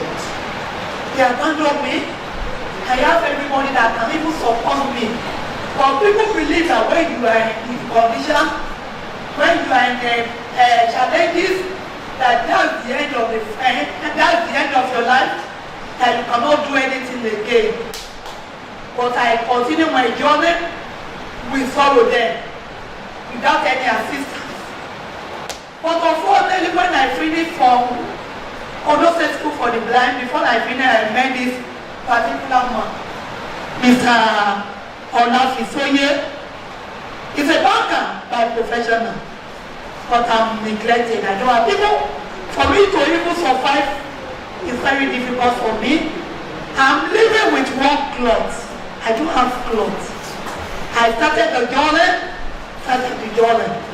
and when he proposed to marry me, I just look at it that I don't have anybody, I don't have work, I don't have anything. How a banker marry a people like men? But to God be the glory, what I think about is that Oya go perfume we know you. What they stand up. Because you níṣẹ́. Everybody abandon me the way they abandon people with disability. Mi ò ní family. I have family, but mi ò lẹ́ni tó lè support. But with the glory of God, we started the journey. When he concluded to marry me, when he proposed to marry me, the family will say, are you mad? Can't you see people that is not people with disability to marry as a banker? Báwo ló ṣe fẹ́ tọ́jú ọmọ? Praise the Lord. It's a challenge, but today is a glory. No matter any challenge you are passing through, please don't do so. Don't think that that is the end of the life. Báwo ni mo ṣe fẹ́ tọ́jú ọmọ? báwo ló fúnra ẹ ṣe fẹ́ máa jẹun báwo ni mo ṣe fẹ́ tẹ̀kì ẹ̀ ilé that is what people are doing today wọ́n máa abandon àwọn tó jẹ́ pé people with disability wọn kì í fi fẹ́wọ̀n fún wọn that is the family conclusion that is the friend conclusion that is the people that is surrounding Mr. Olafisoye conclusion kọ́ bó ṣe bolúwa ọlọ́ba ló ṣe ṣe ọlá today by professional mi ò lè ka iṣẹ́ tọ́lọ́run ti fún mi I need to take decoration as a total blind tí bá decorate cake ẹni tó lójú méjèèjì ò lè bá mi decorate cake people are asking me how did I manage to decorate a founder ẹni tó lajú méjèèjì ká ló lè bá mi decorate but mi ò fẹ́ rí decorate liability that was then they call me beggar that was then they call me blind a lot of different kind of name tí ọlọ́run sọ mí but mi ò fẹ́ jẹ́ kí orúkọ yẹn kó jáde lára mi I move on I step on I learn a lot of skill before kò tó ní pé mo ṣe lọ parí l'Adéyẹmí University as a computer science at University Adéyẹmí I move on but I have a poultry big poultry not small one as a total blind I don't have any assistance so I do it by myself I'm also a civil servant now I'm a represent those people that is abandon people just think about tomorrow don't think about today and people with disability too don't think that the only thing for you is to continue begging. You see a lot of people with disability, mommy, when they call for you, they will say they need assistance. When you give them money, they will turn the money to another thing. With conclusion, sir, today now, mo ti kó àwọn òyìnbó wá láti US. Mo ti àmì networking. About of civil servant, mo máa ṣe test, mo máa run test. I learn a lot of things. Tí mi ò bá ní owó lórí networking lónìí, per month, daddy, àbí ò ní less than 500,000 tó máa send. So don't neglect people. Don't think that people cannot become somebody. Show love, show caring, show support. And people with disability, don't neglect yourself, don't beg him. Think about tomorrow. God bless you.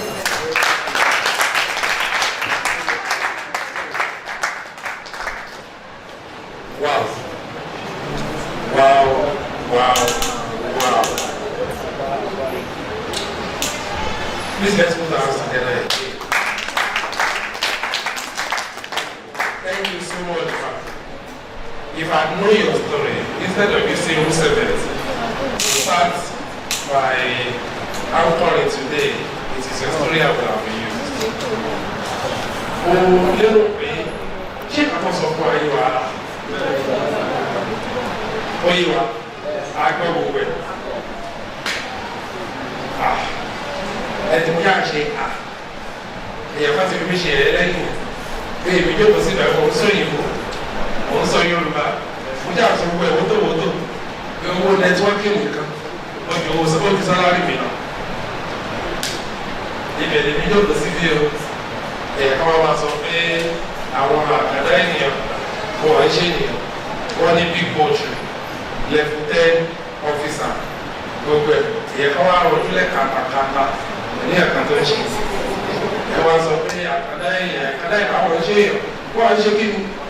Èmi ti kẹ́kọ̀ọ́ tó pọ̀ nígbà ilé ìdí o, ṣẹ́yìn kẹ́kọ̀ọ́, ṣe kẹ́kọ̀ọ́, ẹ̀kọ́ tá a bá kọ́ kò ṣe pàtàkì bí ohun tí a bá ṣe pẹ̀lú ẹ̀kọ́ tá a bá kọ́.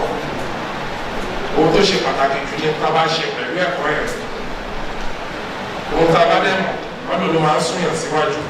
Abafẹ́sùn síwájú, àgbọ́dọ̀ kẹ́kọ̀ọ́. Please once again, let's put our hands together.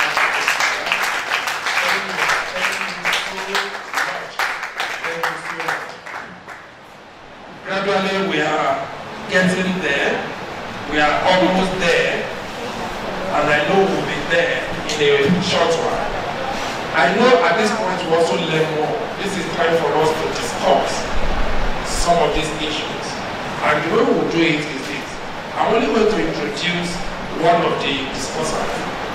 And the person I'm going to introduce will take it up from there. She will introduce others, and then she would set the ball rolling in terms of discussion. Ní báyìí, ohun tí a fẹ́ ṣe ni pé a ti gbọ́ ìdánilẹ́kọ̀ọ́ méjì ọ̀tọ̀ọ̀tọ̀. Àwa fẹ́ pe àwọn tó tún ní ìmọ̀ sí lórí ọ̀rọ̀ tá a sọ yìí. Àwọn ìdánilẹ́kọ̀ọ́ méjèèjì tá a ti gbọ́ yìí. Àwọn fẹ́ wò ó, wọ́n fẹ́ yẹ̀ màmá ẹ̀, wọ́n fẹ́ fapò mú òkun tó wà ní àwọn ọ̀rọ̀ yìí jáde láti lè jẹ́ kó jọ yé gbogbo wa. Yékéyéké ló wá tún fi oríṣiríṣi òkan bá wa sọ̀rọ̀ láti jẹ́ kó yé wa pé ipò kíkó tá a rẹ̀ pa wà lẹ́yìn.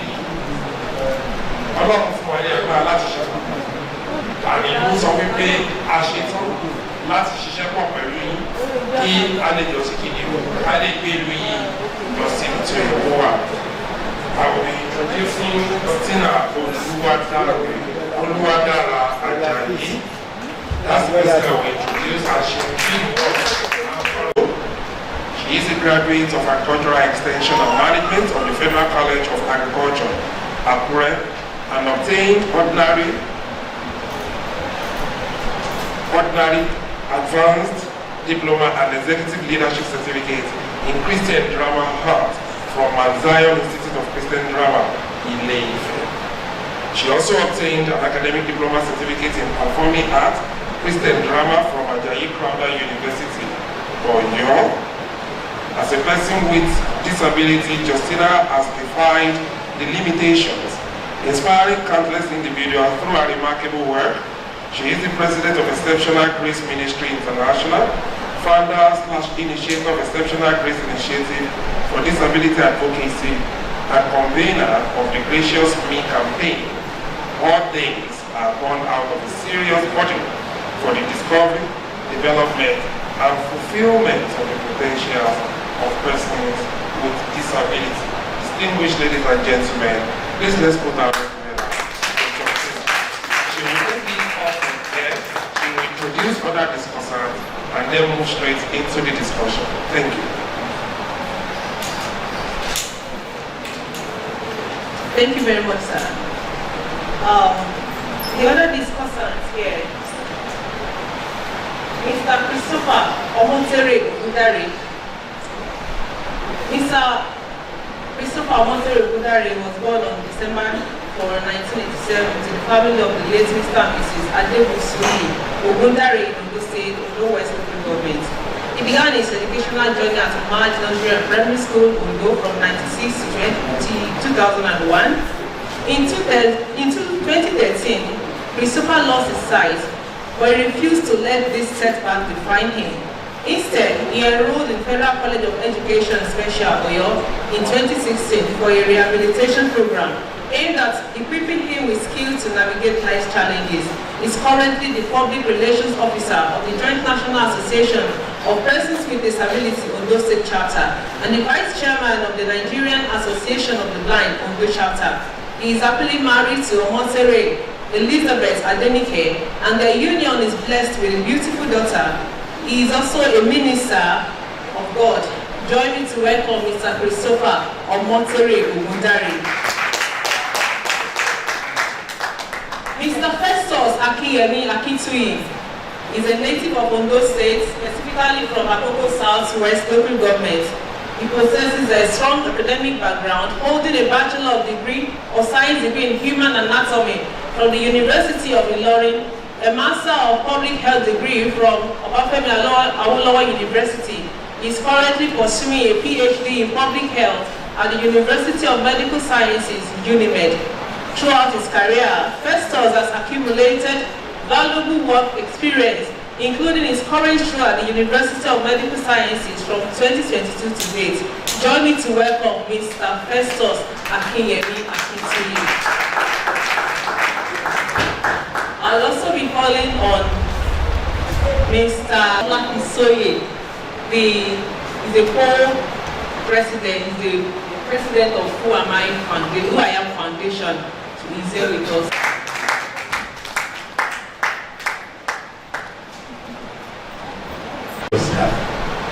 Today we are celebrating the International Day for Persons with Disability, and of course this is the maiden edition that will be held at this noble university. Can we appreciate the University of Medical Science and ourselves for being present?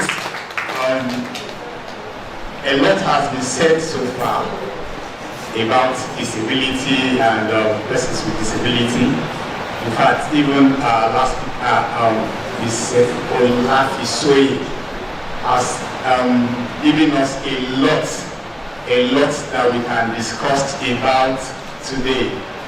In this short time, just listen attentively, and we've learned all along that we have over 20 million Nigerians that have disability.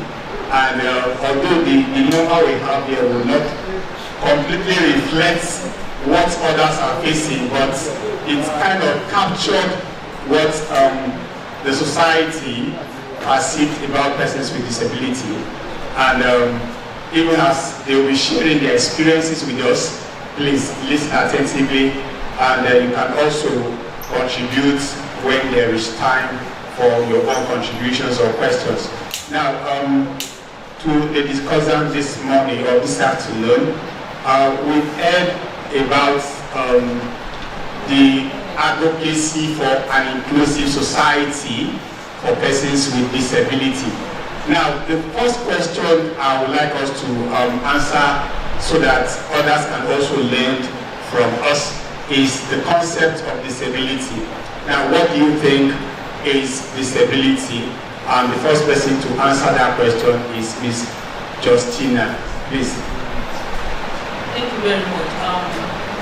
For me, I believe that there is nothing like disability, personally, because imagine when we came to this world, all of us, every one of us, we are working with crutches. The only person among us that is not working with crutches is termed disabled. Imagine when we all came to this world, every one of us were crawling on the floor.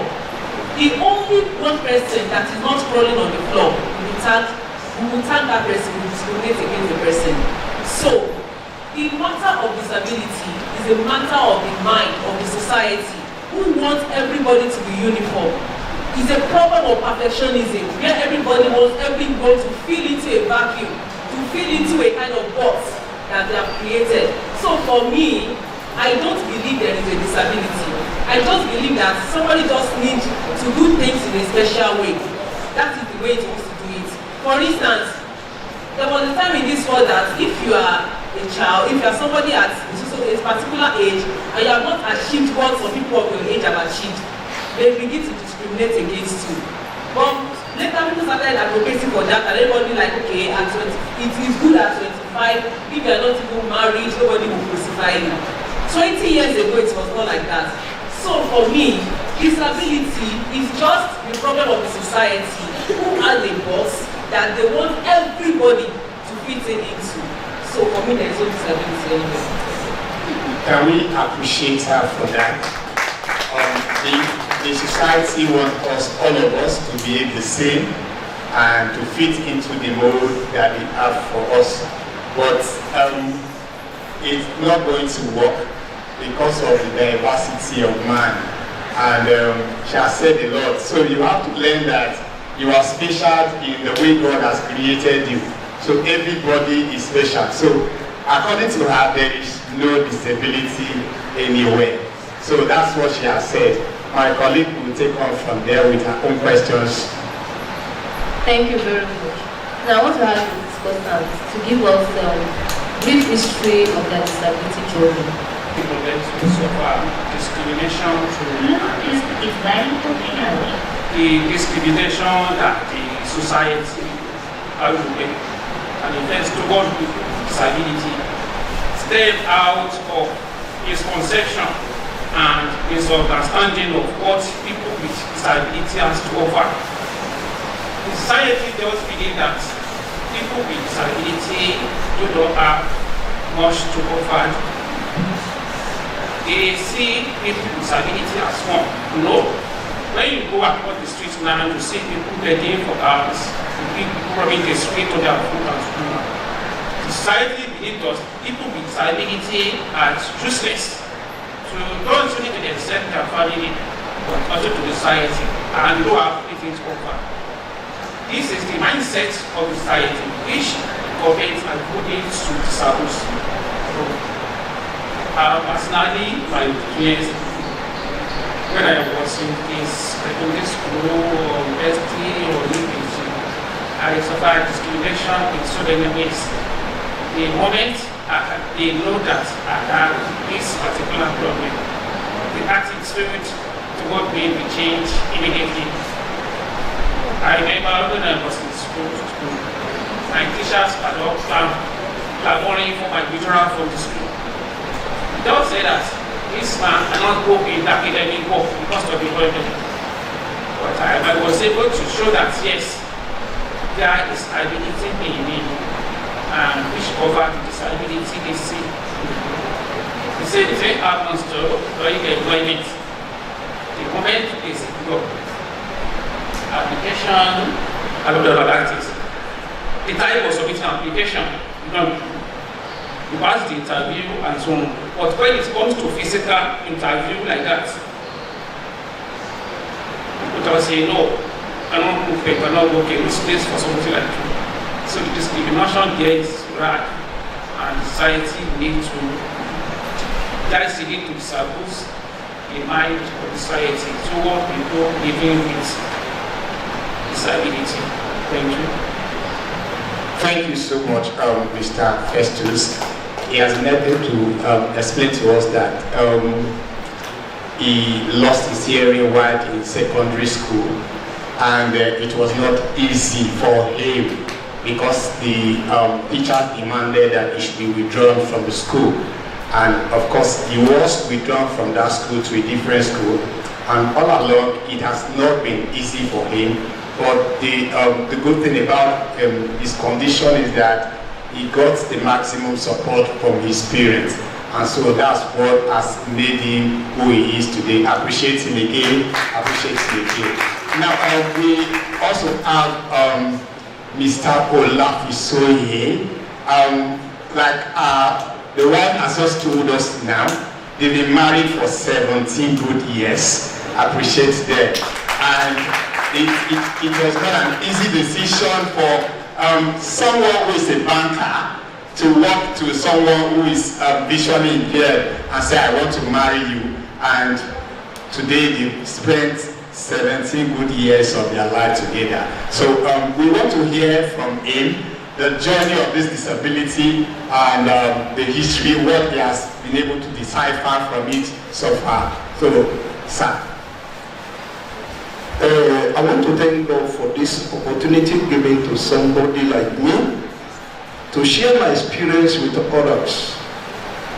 I thank everybody that is on the high table, the organizer, because I don't just know how they got my contact that I should be in your midst today, but I thank God for everything.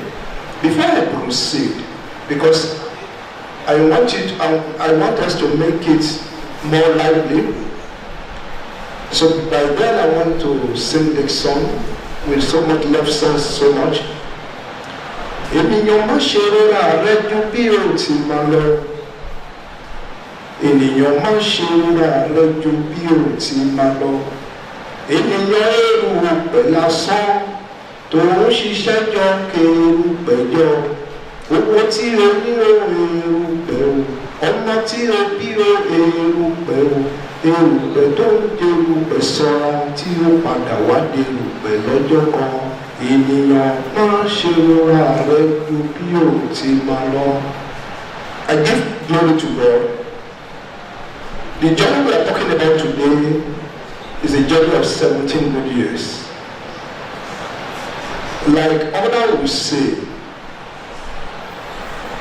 I want to, let me just do it in our area of marriage so that people can understand. If we ask anybody today, a able person, who do you want to get married to? I know he or she will have the right picture of the person he want to marry to. He will tell you that I love a man that like this, I love a woman like this. But in our own case, it is not so. Actually, I love to marry to somebody that very beautiful, from the wedding family, that has everything. But as one thing, God did not allow me. I had a word in my spirit that if I want to have a child or a baby, I must marry to an handicap, which is somebody with disability. I fought with that war for about 2 to 3 months. Not because I don't have a job, I'm a banker ever since then. But as something, and I'm also a credit officer of the bank. So if I don't have a visitor who will come and ask for one thing or the other, within a day, I will have 10. And at least 8 out of them will be a woman or a lady. So women or ladies is not my problem. But God did not allow me to see those people. So when I had the one that I must marry to somebody that disabled, and I begin to look, how will my business community, which is banking industry, how will I handle it? Within my boss, how will I handle it? Among my friends in the society, and that thing has been a problem even to mankind today. So I begin to fight with those wars. But when you go to a level, I don't have any option. I have to rush. When I saw this woman, she's a lady there. So when I saw her, without wasting much of her time, I asked her, I said, I have interest in marrying you. It's just like something that can never be happened. You were just laughing. Is it possible? Do you want to kill me? You just want to give me belly and run away. I said, no, it's from my heart. I just love you. Do you have job? I said, I have job. I'm a banker. That is what made that thing also adds on to the injury. Because he said, you are a banker? Yeah, you want to marry somebody who cannot see? I said, yes, I just love you. He couldn't offer me an answer to that, my proposed marriage. So he got to a level, I began to visit her. And I could remember the first day that I met her, I collected her number. So I sent credit to her. You know, if you send credit, if you send something to someone, they would like to call you and say thank you. I will cut the line. I said, don't call me. Use the number, use the money that I sent on your phone to call someone else who can help you. So I don't allow her to call me. If I have little money, I will ask my boss in the office, go and send money to this account. That is how I was doing it. When he returned back from school, I said, I want to marry you. So that is how the journey started. But the whole war turned against me, my family. I'm an orphan. I have lost my father at the tender age of 1982. Then I was about 13 years of age. I lost my father. My mother along the line ran about to complete my OND. That was 1998 precisely. So I don't have anybody. except my sibling. All my siblings, nobody ever support the relationship. But there's one thing, what keeps me going is that God spoke to Abraham, he doesn't speak to Lot. God spoke to some people, he doesn't carry people along. So I determined, I said I want to face the consequences. Even at my working place, nobody associates with me again. They said that but I tell you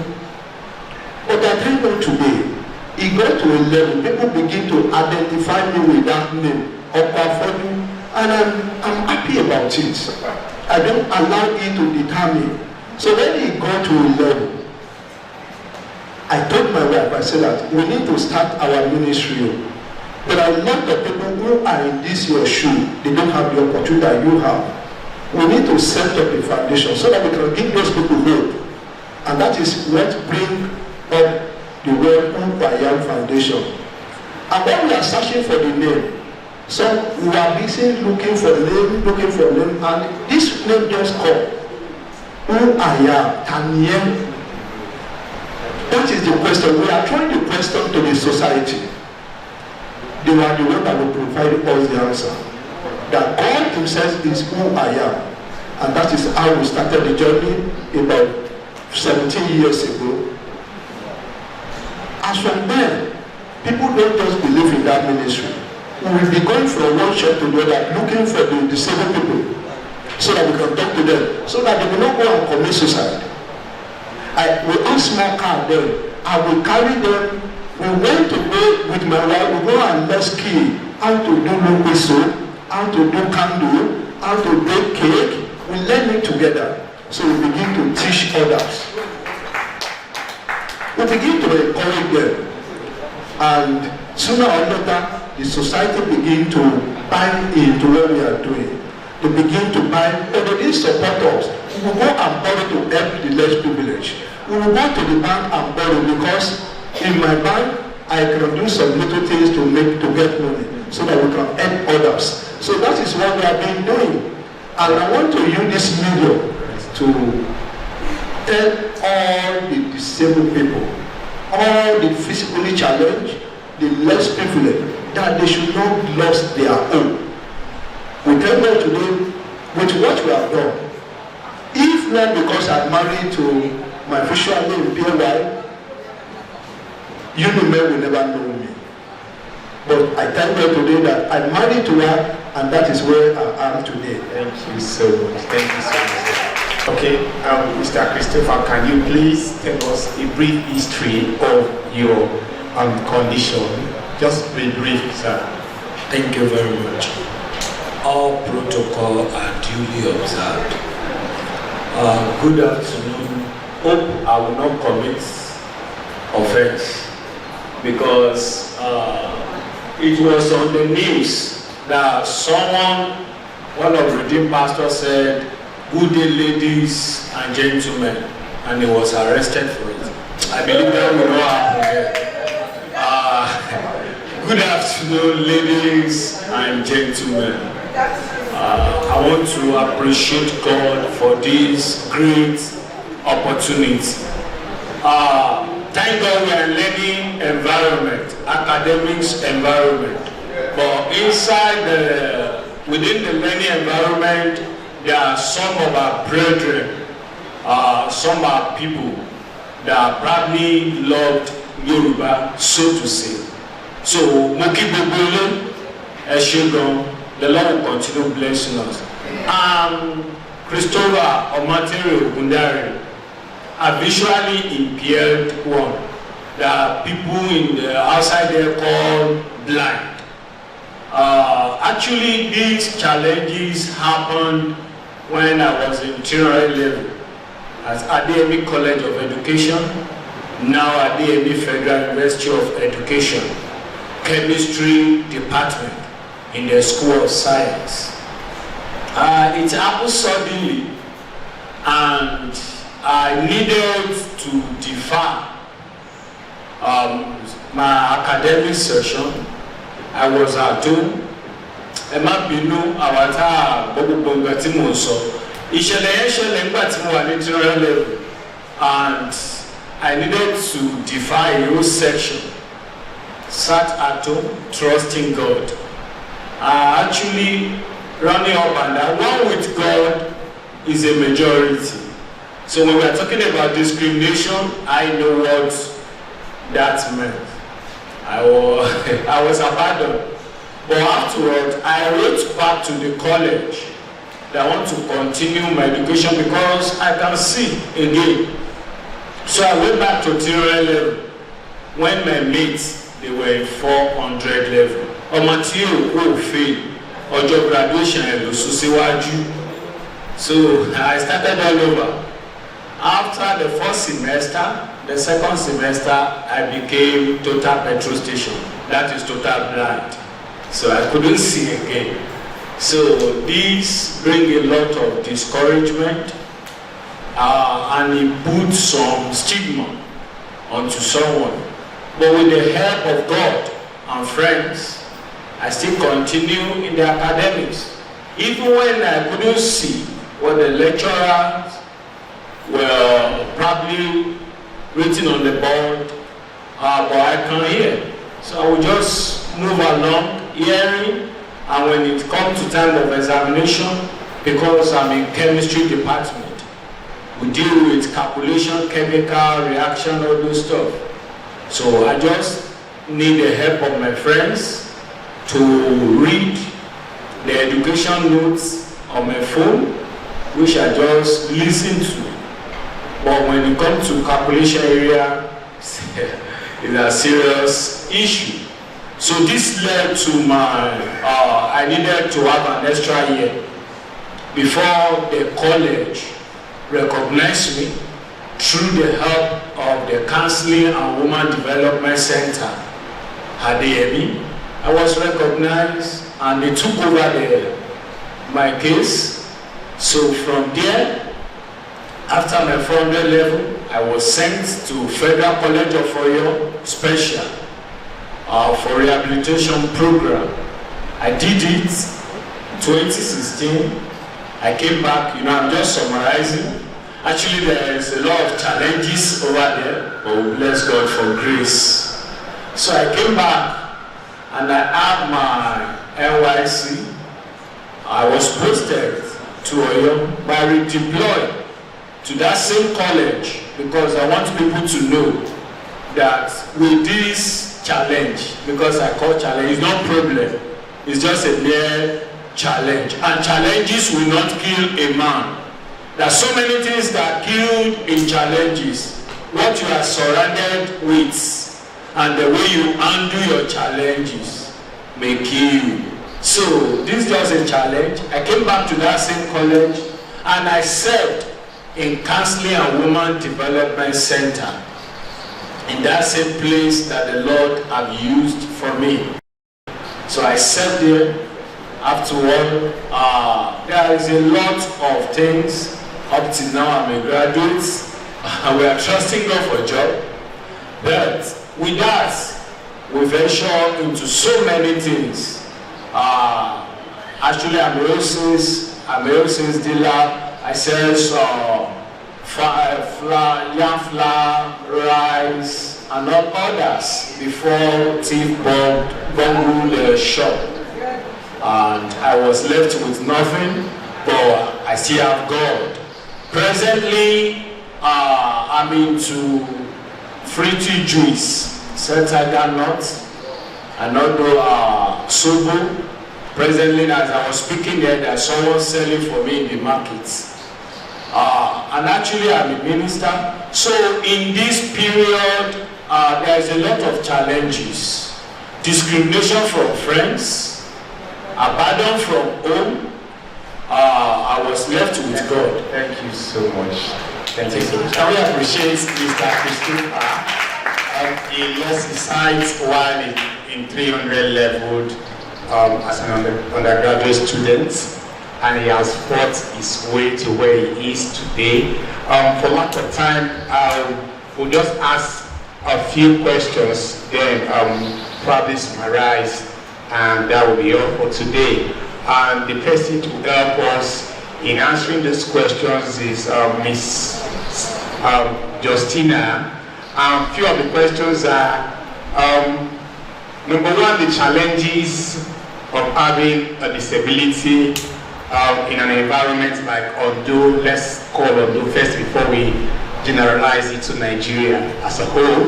Number two, there was a law in 2018, Discrimination for Persons Living with Disability Act or Prohibition Act, signed by the past president.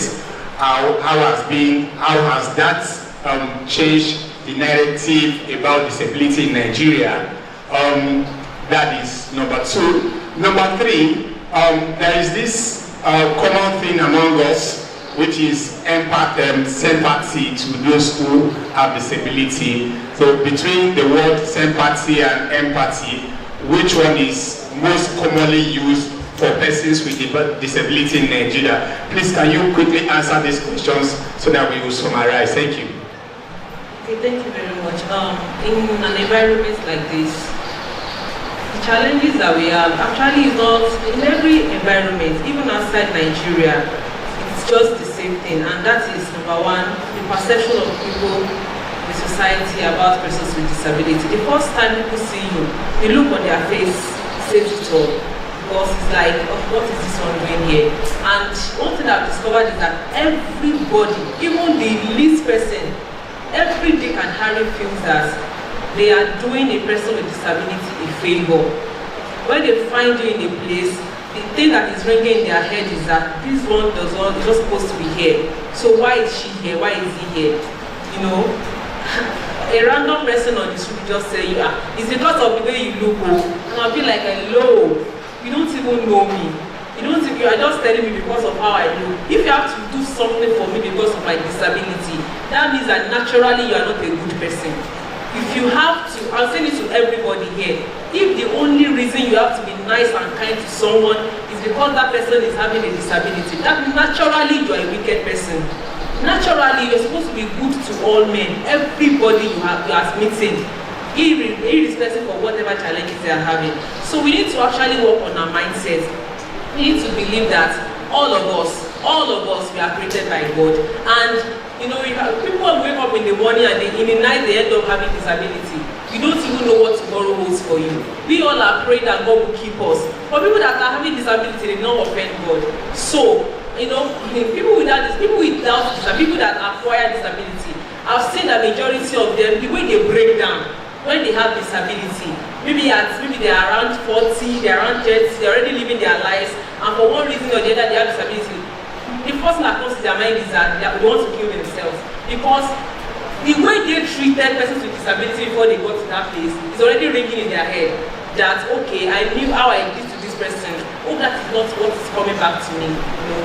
And talking about the Disability Rights Act, well, a lot of things in Nigeria, a lot of laws, a lot of acts, a lot of rights, and everything in Nigeria, we just talk about them, we don't really implement them.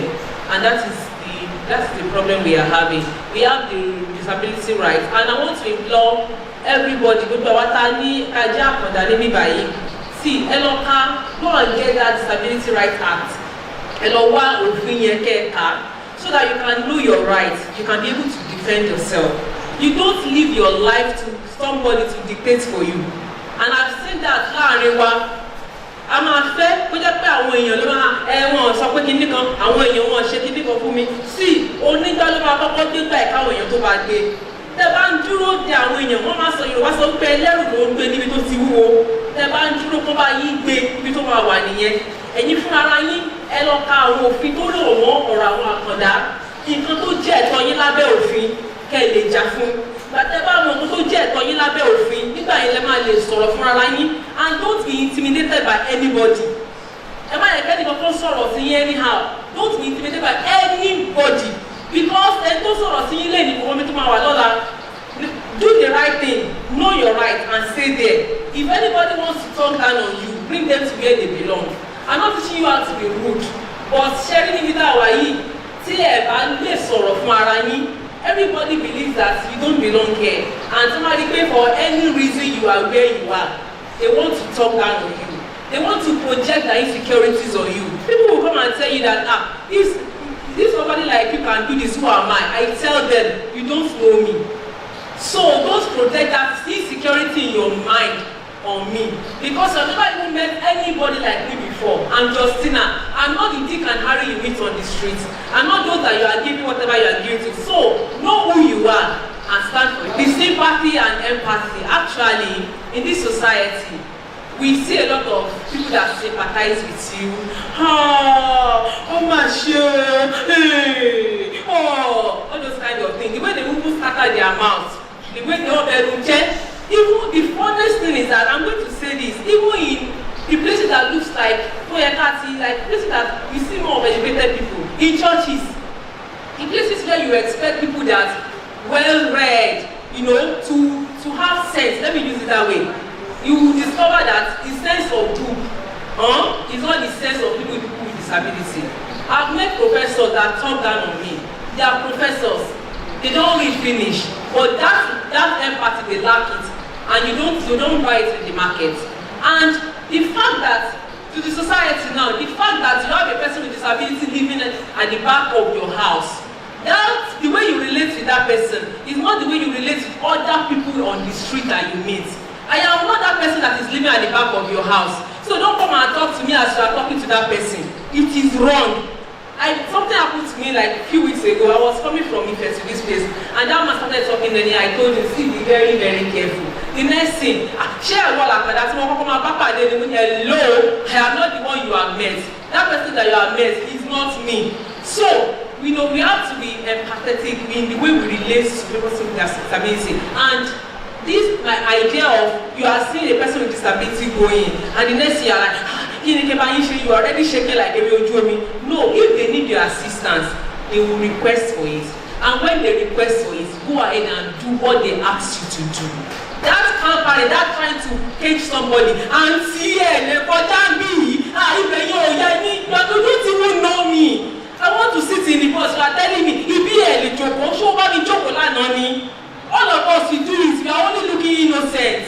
I've seen a lot of people in this UNIMED that have done it to me. People will look at me, because what you were on up. That is the truth. So we need all of us, we need to sit tight. And let's see things in a different way. A person with disability is not different from all of us, because all of us, we have disability. People with for instance, now I work with crutches and I have braces on my leg. There are some people here that once they can't remove their eyeglasses from them, they know they see anything. And that kind of person will be proud and come and tell me, that is sister. And that person will come look at me like this. It's wrong. So all of us, we are only enabled by God. We all know what we are hiding down. So extend grace to other people around you. Extend grace to them. So don't feel that you are on top of the world. You don't need to compare yourself with me. You don't need it. All those comparison in mental comparison of I'm better than this person. Okay, like come on, so I look at my don't stick with me. I don't feel that ẹ̀yin tí ẹ kì í ṣe àkàndá ẹ nílò láti figagbága pẹ̀lú àwọn àkàndá kẹ́ máa sọ pé mo dáa jù wọ́n lọ ẹni tẹ́ni tó jókòó báyìí ẹ mọ̀ mi tó kù sí náà you only see somebody sitting here you don't know where that person ibi tó kù sí. So we all have to come together. The matter of disability is the matter of everybody. Do not wait until you have a child with disability before you begin to fight for the right of disability. Do not wait until old age catches up with your parents and they begin to have bad eyesight. They are now sitting on a wheelchair before you begin to fight for the right of persons with disability. Do not wait, God forbid, till when you have accident and you are sitting on a wheelchair before you begin to fight for the right of persons with disability. We are together in this society, and it is our right to live like every other person, and nobody is doing anybody a favor. Look at, okay, for instance now, if the things that we're supposed to do for every one of us, if you are not doing it, it will also be the gap will be there and we will all be limited. Please, can you appreciate her with a wonderful act of feeling? If I should allow her to continue, we will not leave this place because she has a lot to unfold. One thing I've actually learned from what she said is the fact that In every family on earth, there is a potentially disabled person there. So, in that wise, we have to change our orientation towards persons with disability.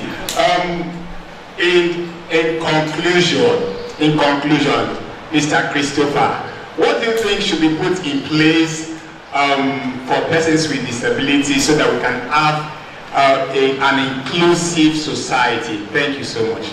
Thank you, sir. The first thing is that by the grace of God, we have seen this now. UNIMED has started it, and we celebrate them. If the government can make every organization to be an inclusive organism, and even their workway offices must be constructed in the way that people, a person living with disability will have free access to it. Also, employment issue, government should see to it that what we have, actually what the government have written in the law is being practiced by the government. 10% of employment. I don't think we can find that in Nigeria presently, and we are looking forward. Organizations should make their organization inclusive. Whatsoever you are doing, let the person living with disability have sense of belonging. Don't discriminate. Religious centers, they are even the one adding much injury, insult to this injury. Whenever they see person with disability, one is special city for one. God will help us. So please let the religious center help us. And when you are seeing someone, when someone is with disability, if I'm coming, not for you to be removing 15 naira. I told them I was on radio station. I told them we are not beggars. And permit me to speak to the person with disability. Please and please, can you just have some discipline and carry yourself the way you should? At least if you are requesting for help, it should be a help that probably be permanent, and most especially we just request for temporary. And that is why you see, for me to submit a CV in an organization, the first thing they were giving me is they were giving me 15 naira because they see food in my hand, and I was with bike man. I laughed and I told that woman, I have my certificate as you do. The privilege you have is that you are working now, but I will soon be working. Thank you and God bless us. Thank you so much, Mr. President. So we have come to the end of the discussion, but I want us to have something in mind, that there is ability in disability.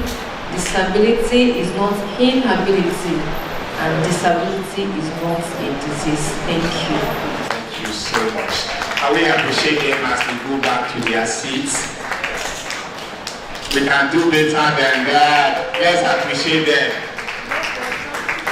I've learned a whole lot here today.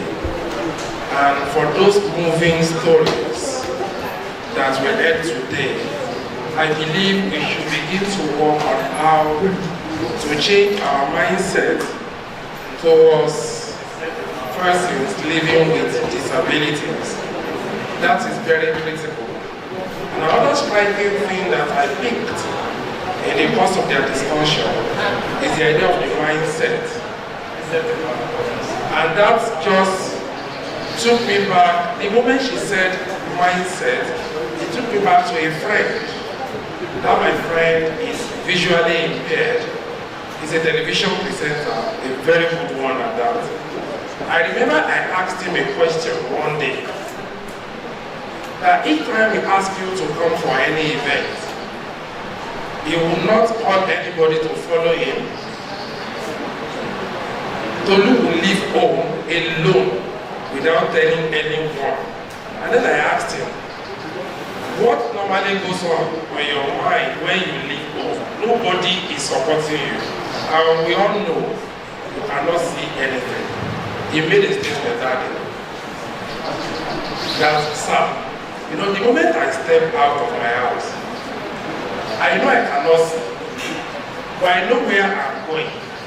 I don't think about how.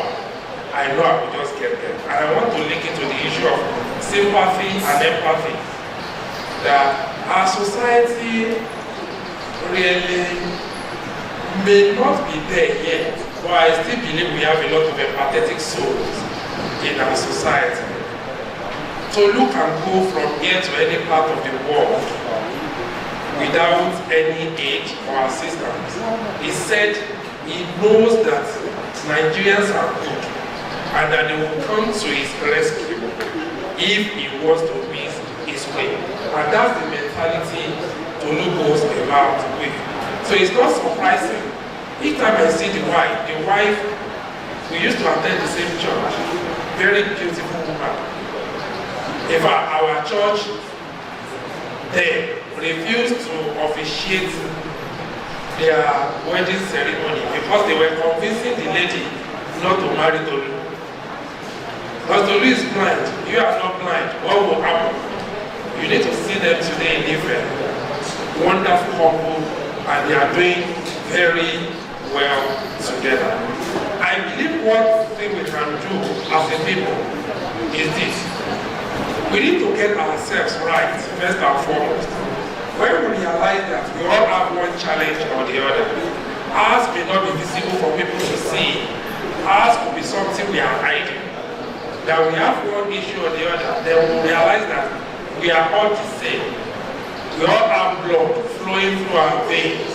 We are all red inside. I've yet to see anybody here with black blood. Whether you are impaired or you are not impaired in any way, we all have red blood in our system. And we must bear that in mind at all times.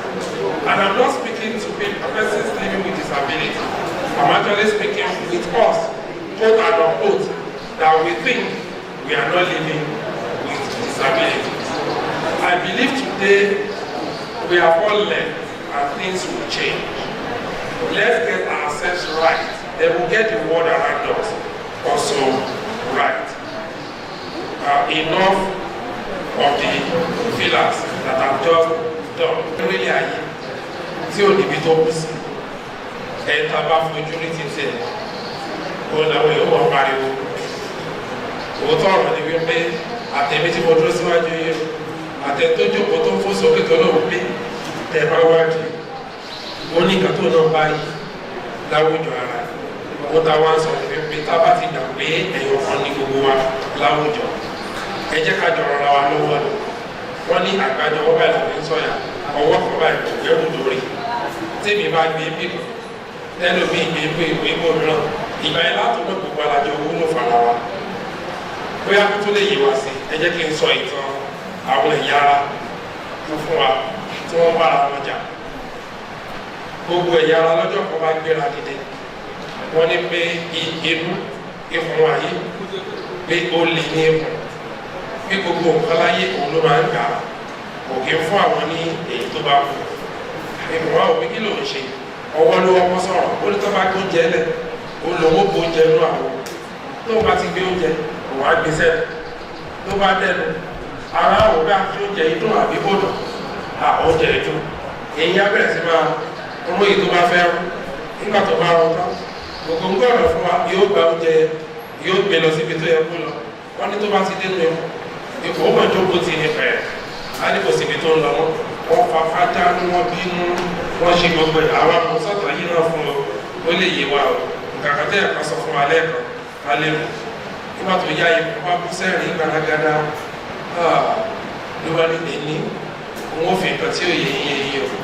Ẹrù bí bó ṣe ń wá yẹn, èmi mò ń gbà sọ́dọ̀. Ó lọ́ mi kankan. Ìwọ wọ́. Gbogbo ṣe tó bí ń sọ. Níbi ọdún méjì sẹ́yìn ṣó tó báyìí. Ọwọ́ náà wò tó bẹ́ẹ̀. Àwọn ò tó bẹ́ẹ̀.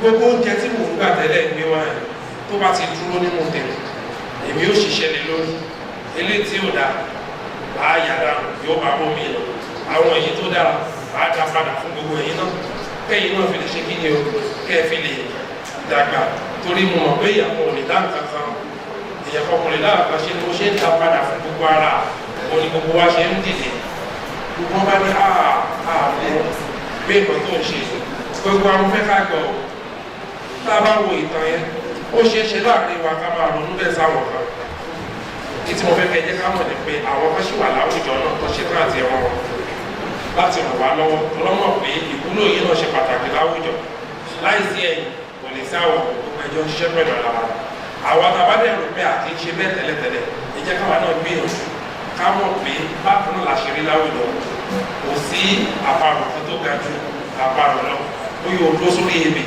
ló fi rò pé wọ́n ga ju èyí tó wà ń sálẹ̀ lọ tó o bá sọ̀ka ẹ̀ lórí ebè ó mọ̀ pé bákan náà láṣẹrí ọ gbogbo olùṣubúlù wa ẹ̀ ṣáà. Okay, ladies and gentlemen, we have come to, gradually coming to the close of this celebration. And personally, I have found it very, very useful and educative one. I've also been inspired and encouraged by all the three speakers, the presentation, the guest speaker, and everyone that spoke, including the panel discussion. So at this point, we would like to present some awards as a token of appreciation to the participation of the various speakers. And I will call upon the Deputy Vice Chancellor, representing the Vice Chancellor, to present the awards as I call the recipients forward.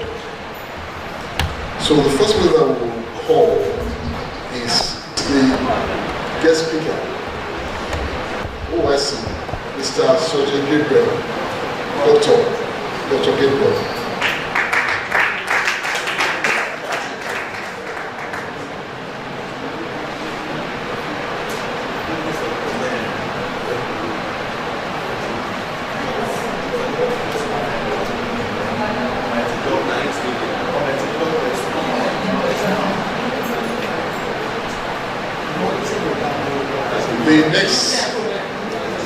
The next award of appreciation is actually going to the couple, Mr.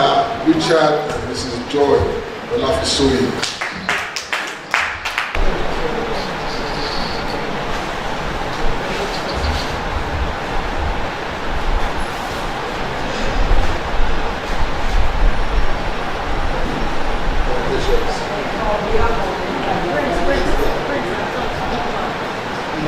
On behalf of Waya Foundation, I will not obey this award just because of that. So I would like to support those who have decided. Thank you so much. Well, the last award goes to Folashade Abisu.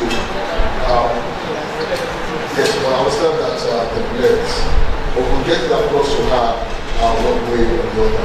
Thank you so much. Yes, good afternoon everyone. I know it's been a long day, but we are very grateful for your patience. There is one more thing that must be done today, and that is oneness. I give the mic to Professor Ogbonna Olumide to continue. Thank you, sir.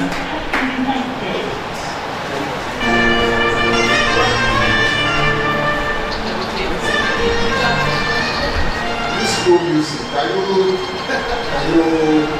yes, okay.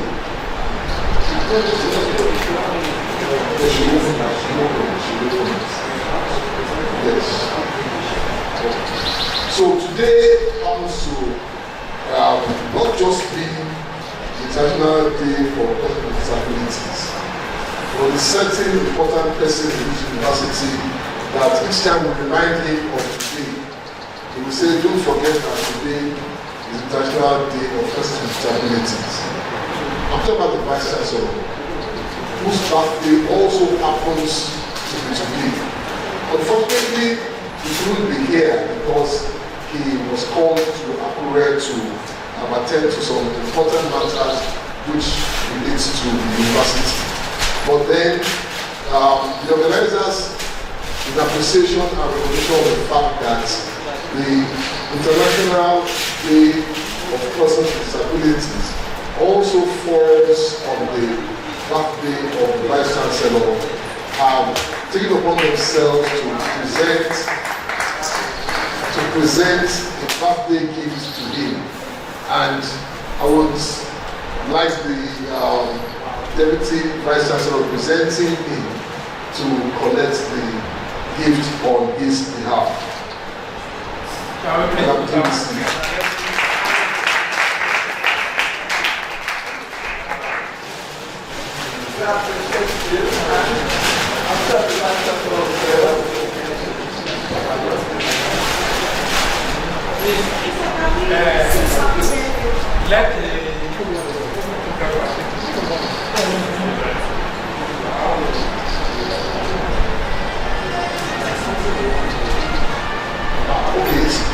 There's something that goes with this card, and I'll give it to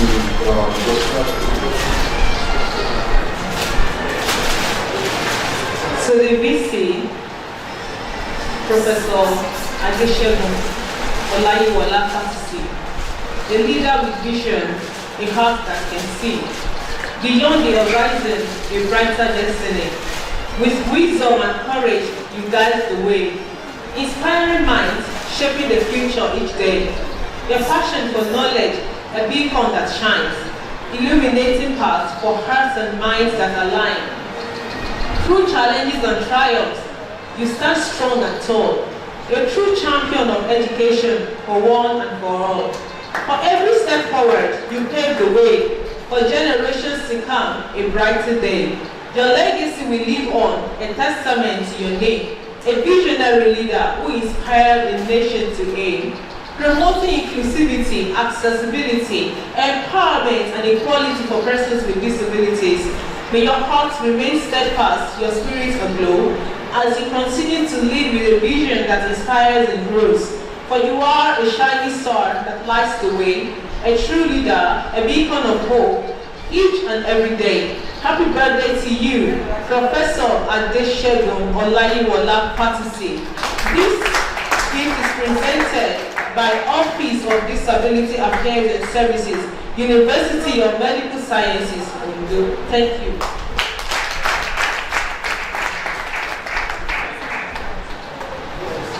Please, everybody, can we sing Happy Birthday song to our Vice Chancellor? Happy birthday to you. Happy birthday to you. Happy birthday. Happy birthday. Happy birthday to you. Many more years to you. Many more years to you. Many more years. Many more years. Many more years to you. May the good Lord bless you. May the good Lord bless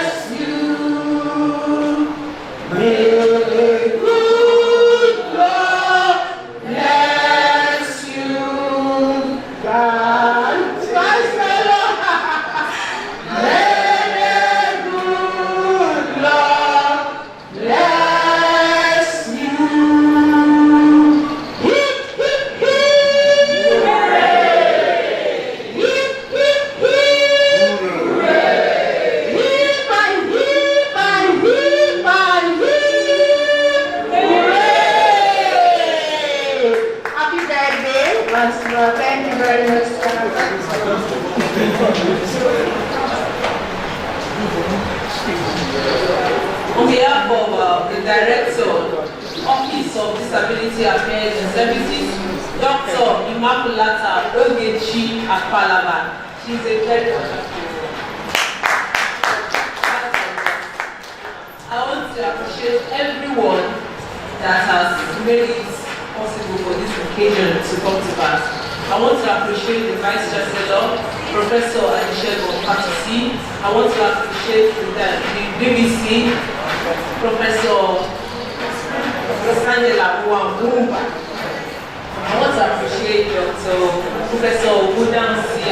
Everyone present here, our guest speaker, our special guest, my wonderful persons with disability, Jonah Pield, the cluster of the visually impaired, the cluster of the physically challenged, and the cluster of the hearing impaired. I want to appreciate every member of the local organizing committee.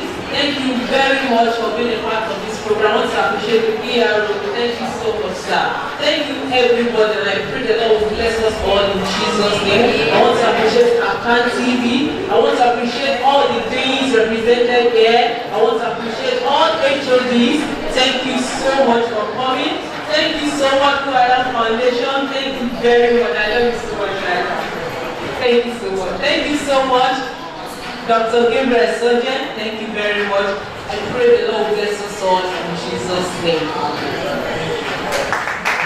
Thank you very much.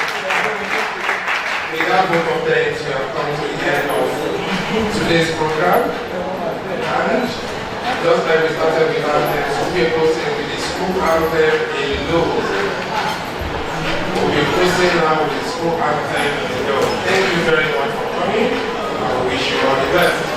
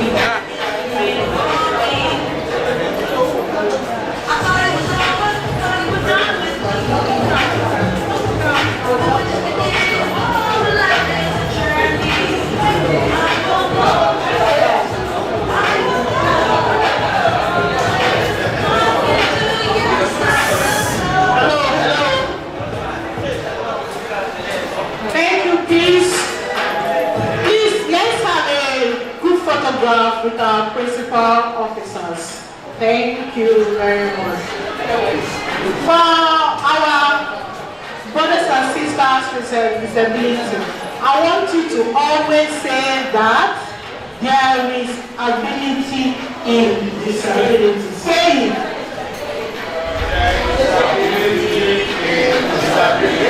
Thank you.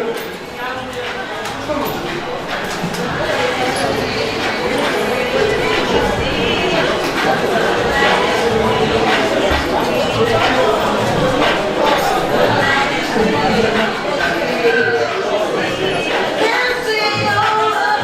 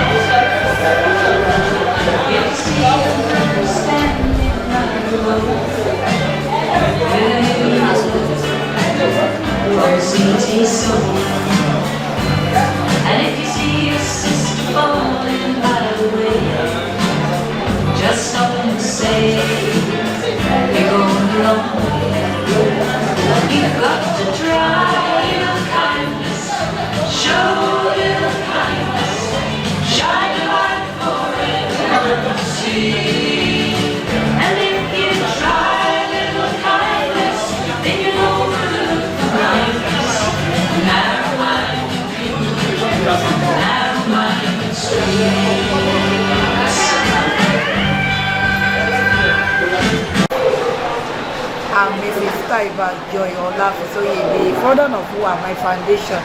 Today is a special day. What we are doing today is that today is a international day all over the world, but we are celebrating it in UNIMED. That is what we are doing for people with disability today. And also, I mean, also among of them, I'm a visually impaired. What does that mean by visually impaired? I'm a totally blind. So I use this opportunity to appreciate all the students, the workers, the doctors, or everybody that organized this program, International Day in UNIMED. May God continue to bless them in the mighty name of Jesus. Èní jẹ́ ọjọ́ tó yàtọ̀ káàkiri àgbáyé tí a máa ń pè ní ọjọ́ Disabled International Day, ọjọ́ àṣeyẹ fún àwọn àkàndá, to make them ká lè mọ̀ pé kò sí ẹni tí ò ṣàìwúlò. Ó ní àwọn aṣojú tó wà ní ẹ̀ka àwa tó jẹ́ pé àkàndá ní UNIMED tí wọ́n gbé kalẹ̀ láti múnú àwọn àkàndá dùn, láti jẹ́ ká mọ̀ wípé a wúlò ní àwùjọ, láti jẹ́ ká mọ̀ pé ara yín ni wá, láti jẹ́ ká mọ̀ wípé ògo la jẹ́ fún àwọn òbí ìlú, gbogbo àwọn tó wà ní àwùjọ. Mo wá fi àkókò dúpẹ́ lọ́wọ́ wa wípé Ọlọ́run àtúbọ̀ máa gbé wa ká. Lẹ́ẹ̀kan sí orúkọ mi ni Ìyáàfin Taiba Joy Adùnọlá Àìláfiṣóyè Who Am I Foundation. Mo tún dúpẹ́ lọ́wọ́ Ọlọ́run wípé Ọlọ́run tún kà mí yẹ lẹ́ni nítorí pé èní jẹ́ ọjọ́ pàtàkì tó jẹ́ wípé fún èmi tìkára ara mi, the alábòjútó Who I Am Foundation Richard Solidayo Ọláfiṣóyè, nítorí pé inú mi dùn wípé lẹ́ni pé mo fẹ́ àkàndá níyàwó, nítorí pé Ọlọ́run ò fìgbà kan fi wálẹ̀ kò dẹ̀ fi àwọn àkàndá náà lẹ̀. A tún dúpẹ́ lọ́wọ́ Ọlọ́run pé lẹ́ni àti ẹ̀rọ tì wọ́n tún fún wa ní àmì ẹ̀yẹ. A dúpẹ́ lọ́wọ́ gbogbo wọn, àwọn UNIMED community. A dúpẹ́ lọ́wọ́ wọn pé lágbára Ọlọ́run bí wọ́n bá ṣe ń dúró ṣe máa dún, Ọlọ́run á máa mú wọn tẹ̀síwájú. Èlé tá a dẹ̀ ṣe lọ́dún yìí kò ní ṣe àṣemọ́ bí wọ́n ṣe bẹ̀rẹ̀ nínú ọdún yìí láti máa jẹ́ kí àwọn èèyàn mọ̀ wípé àwọn àkàndá wọ́n sì jẹ́ ènìyàn. Lágbára Ọlọ́run á máa mú wọn tẹ̀síwájú. Ẹ ṣé gan-an, Olúwa máa wà pẹ̀lú.